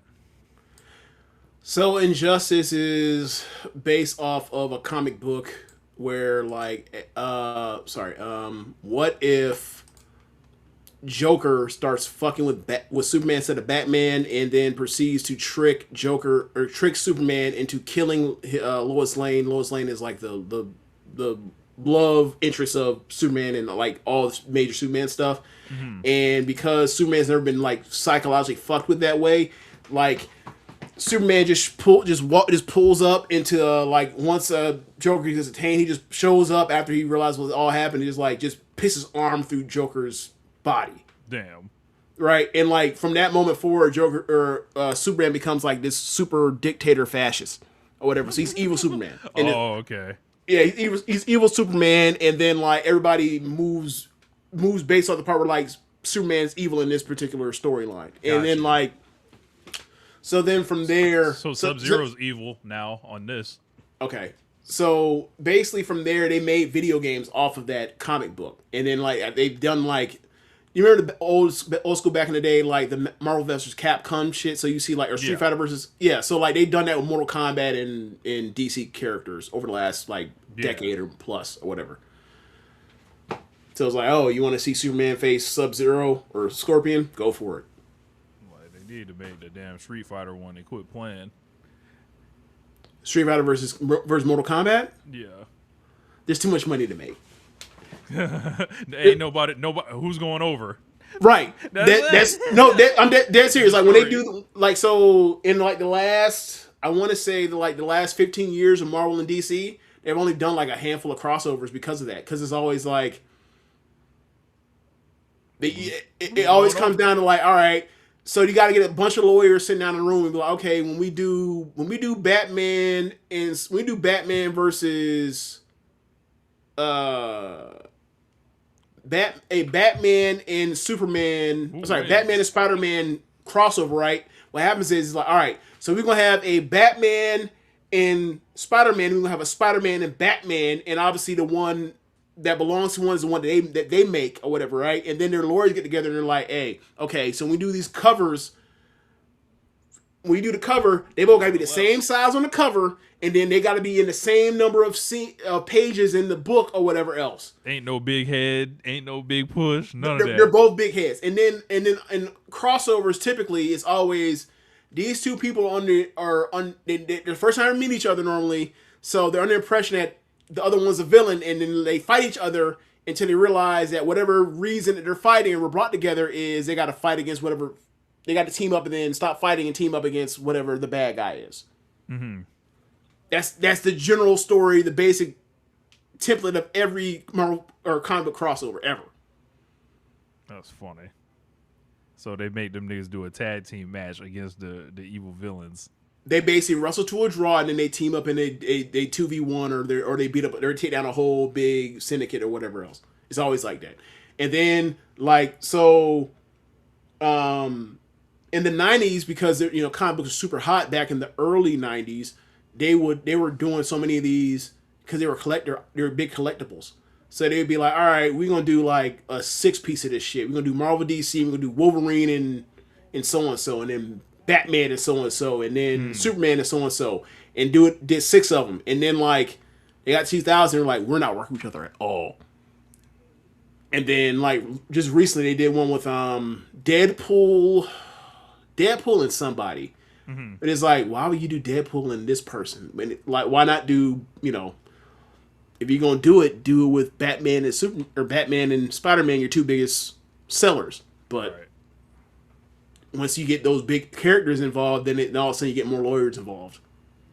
You get more people who want to step on stories and not want to do real stories. So they end up going lower stakes. It makes more sense for some people or some yeah, people don't want to do business for fictional characters that you got to draw. Everything wrestling.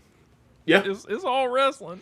Well, it's really the other way around. It's the wrestlers adding like the comic book characters and shit. But all right, y'all, we up out of here. Later, y'all. A little bonus talk. Peace.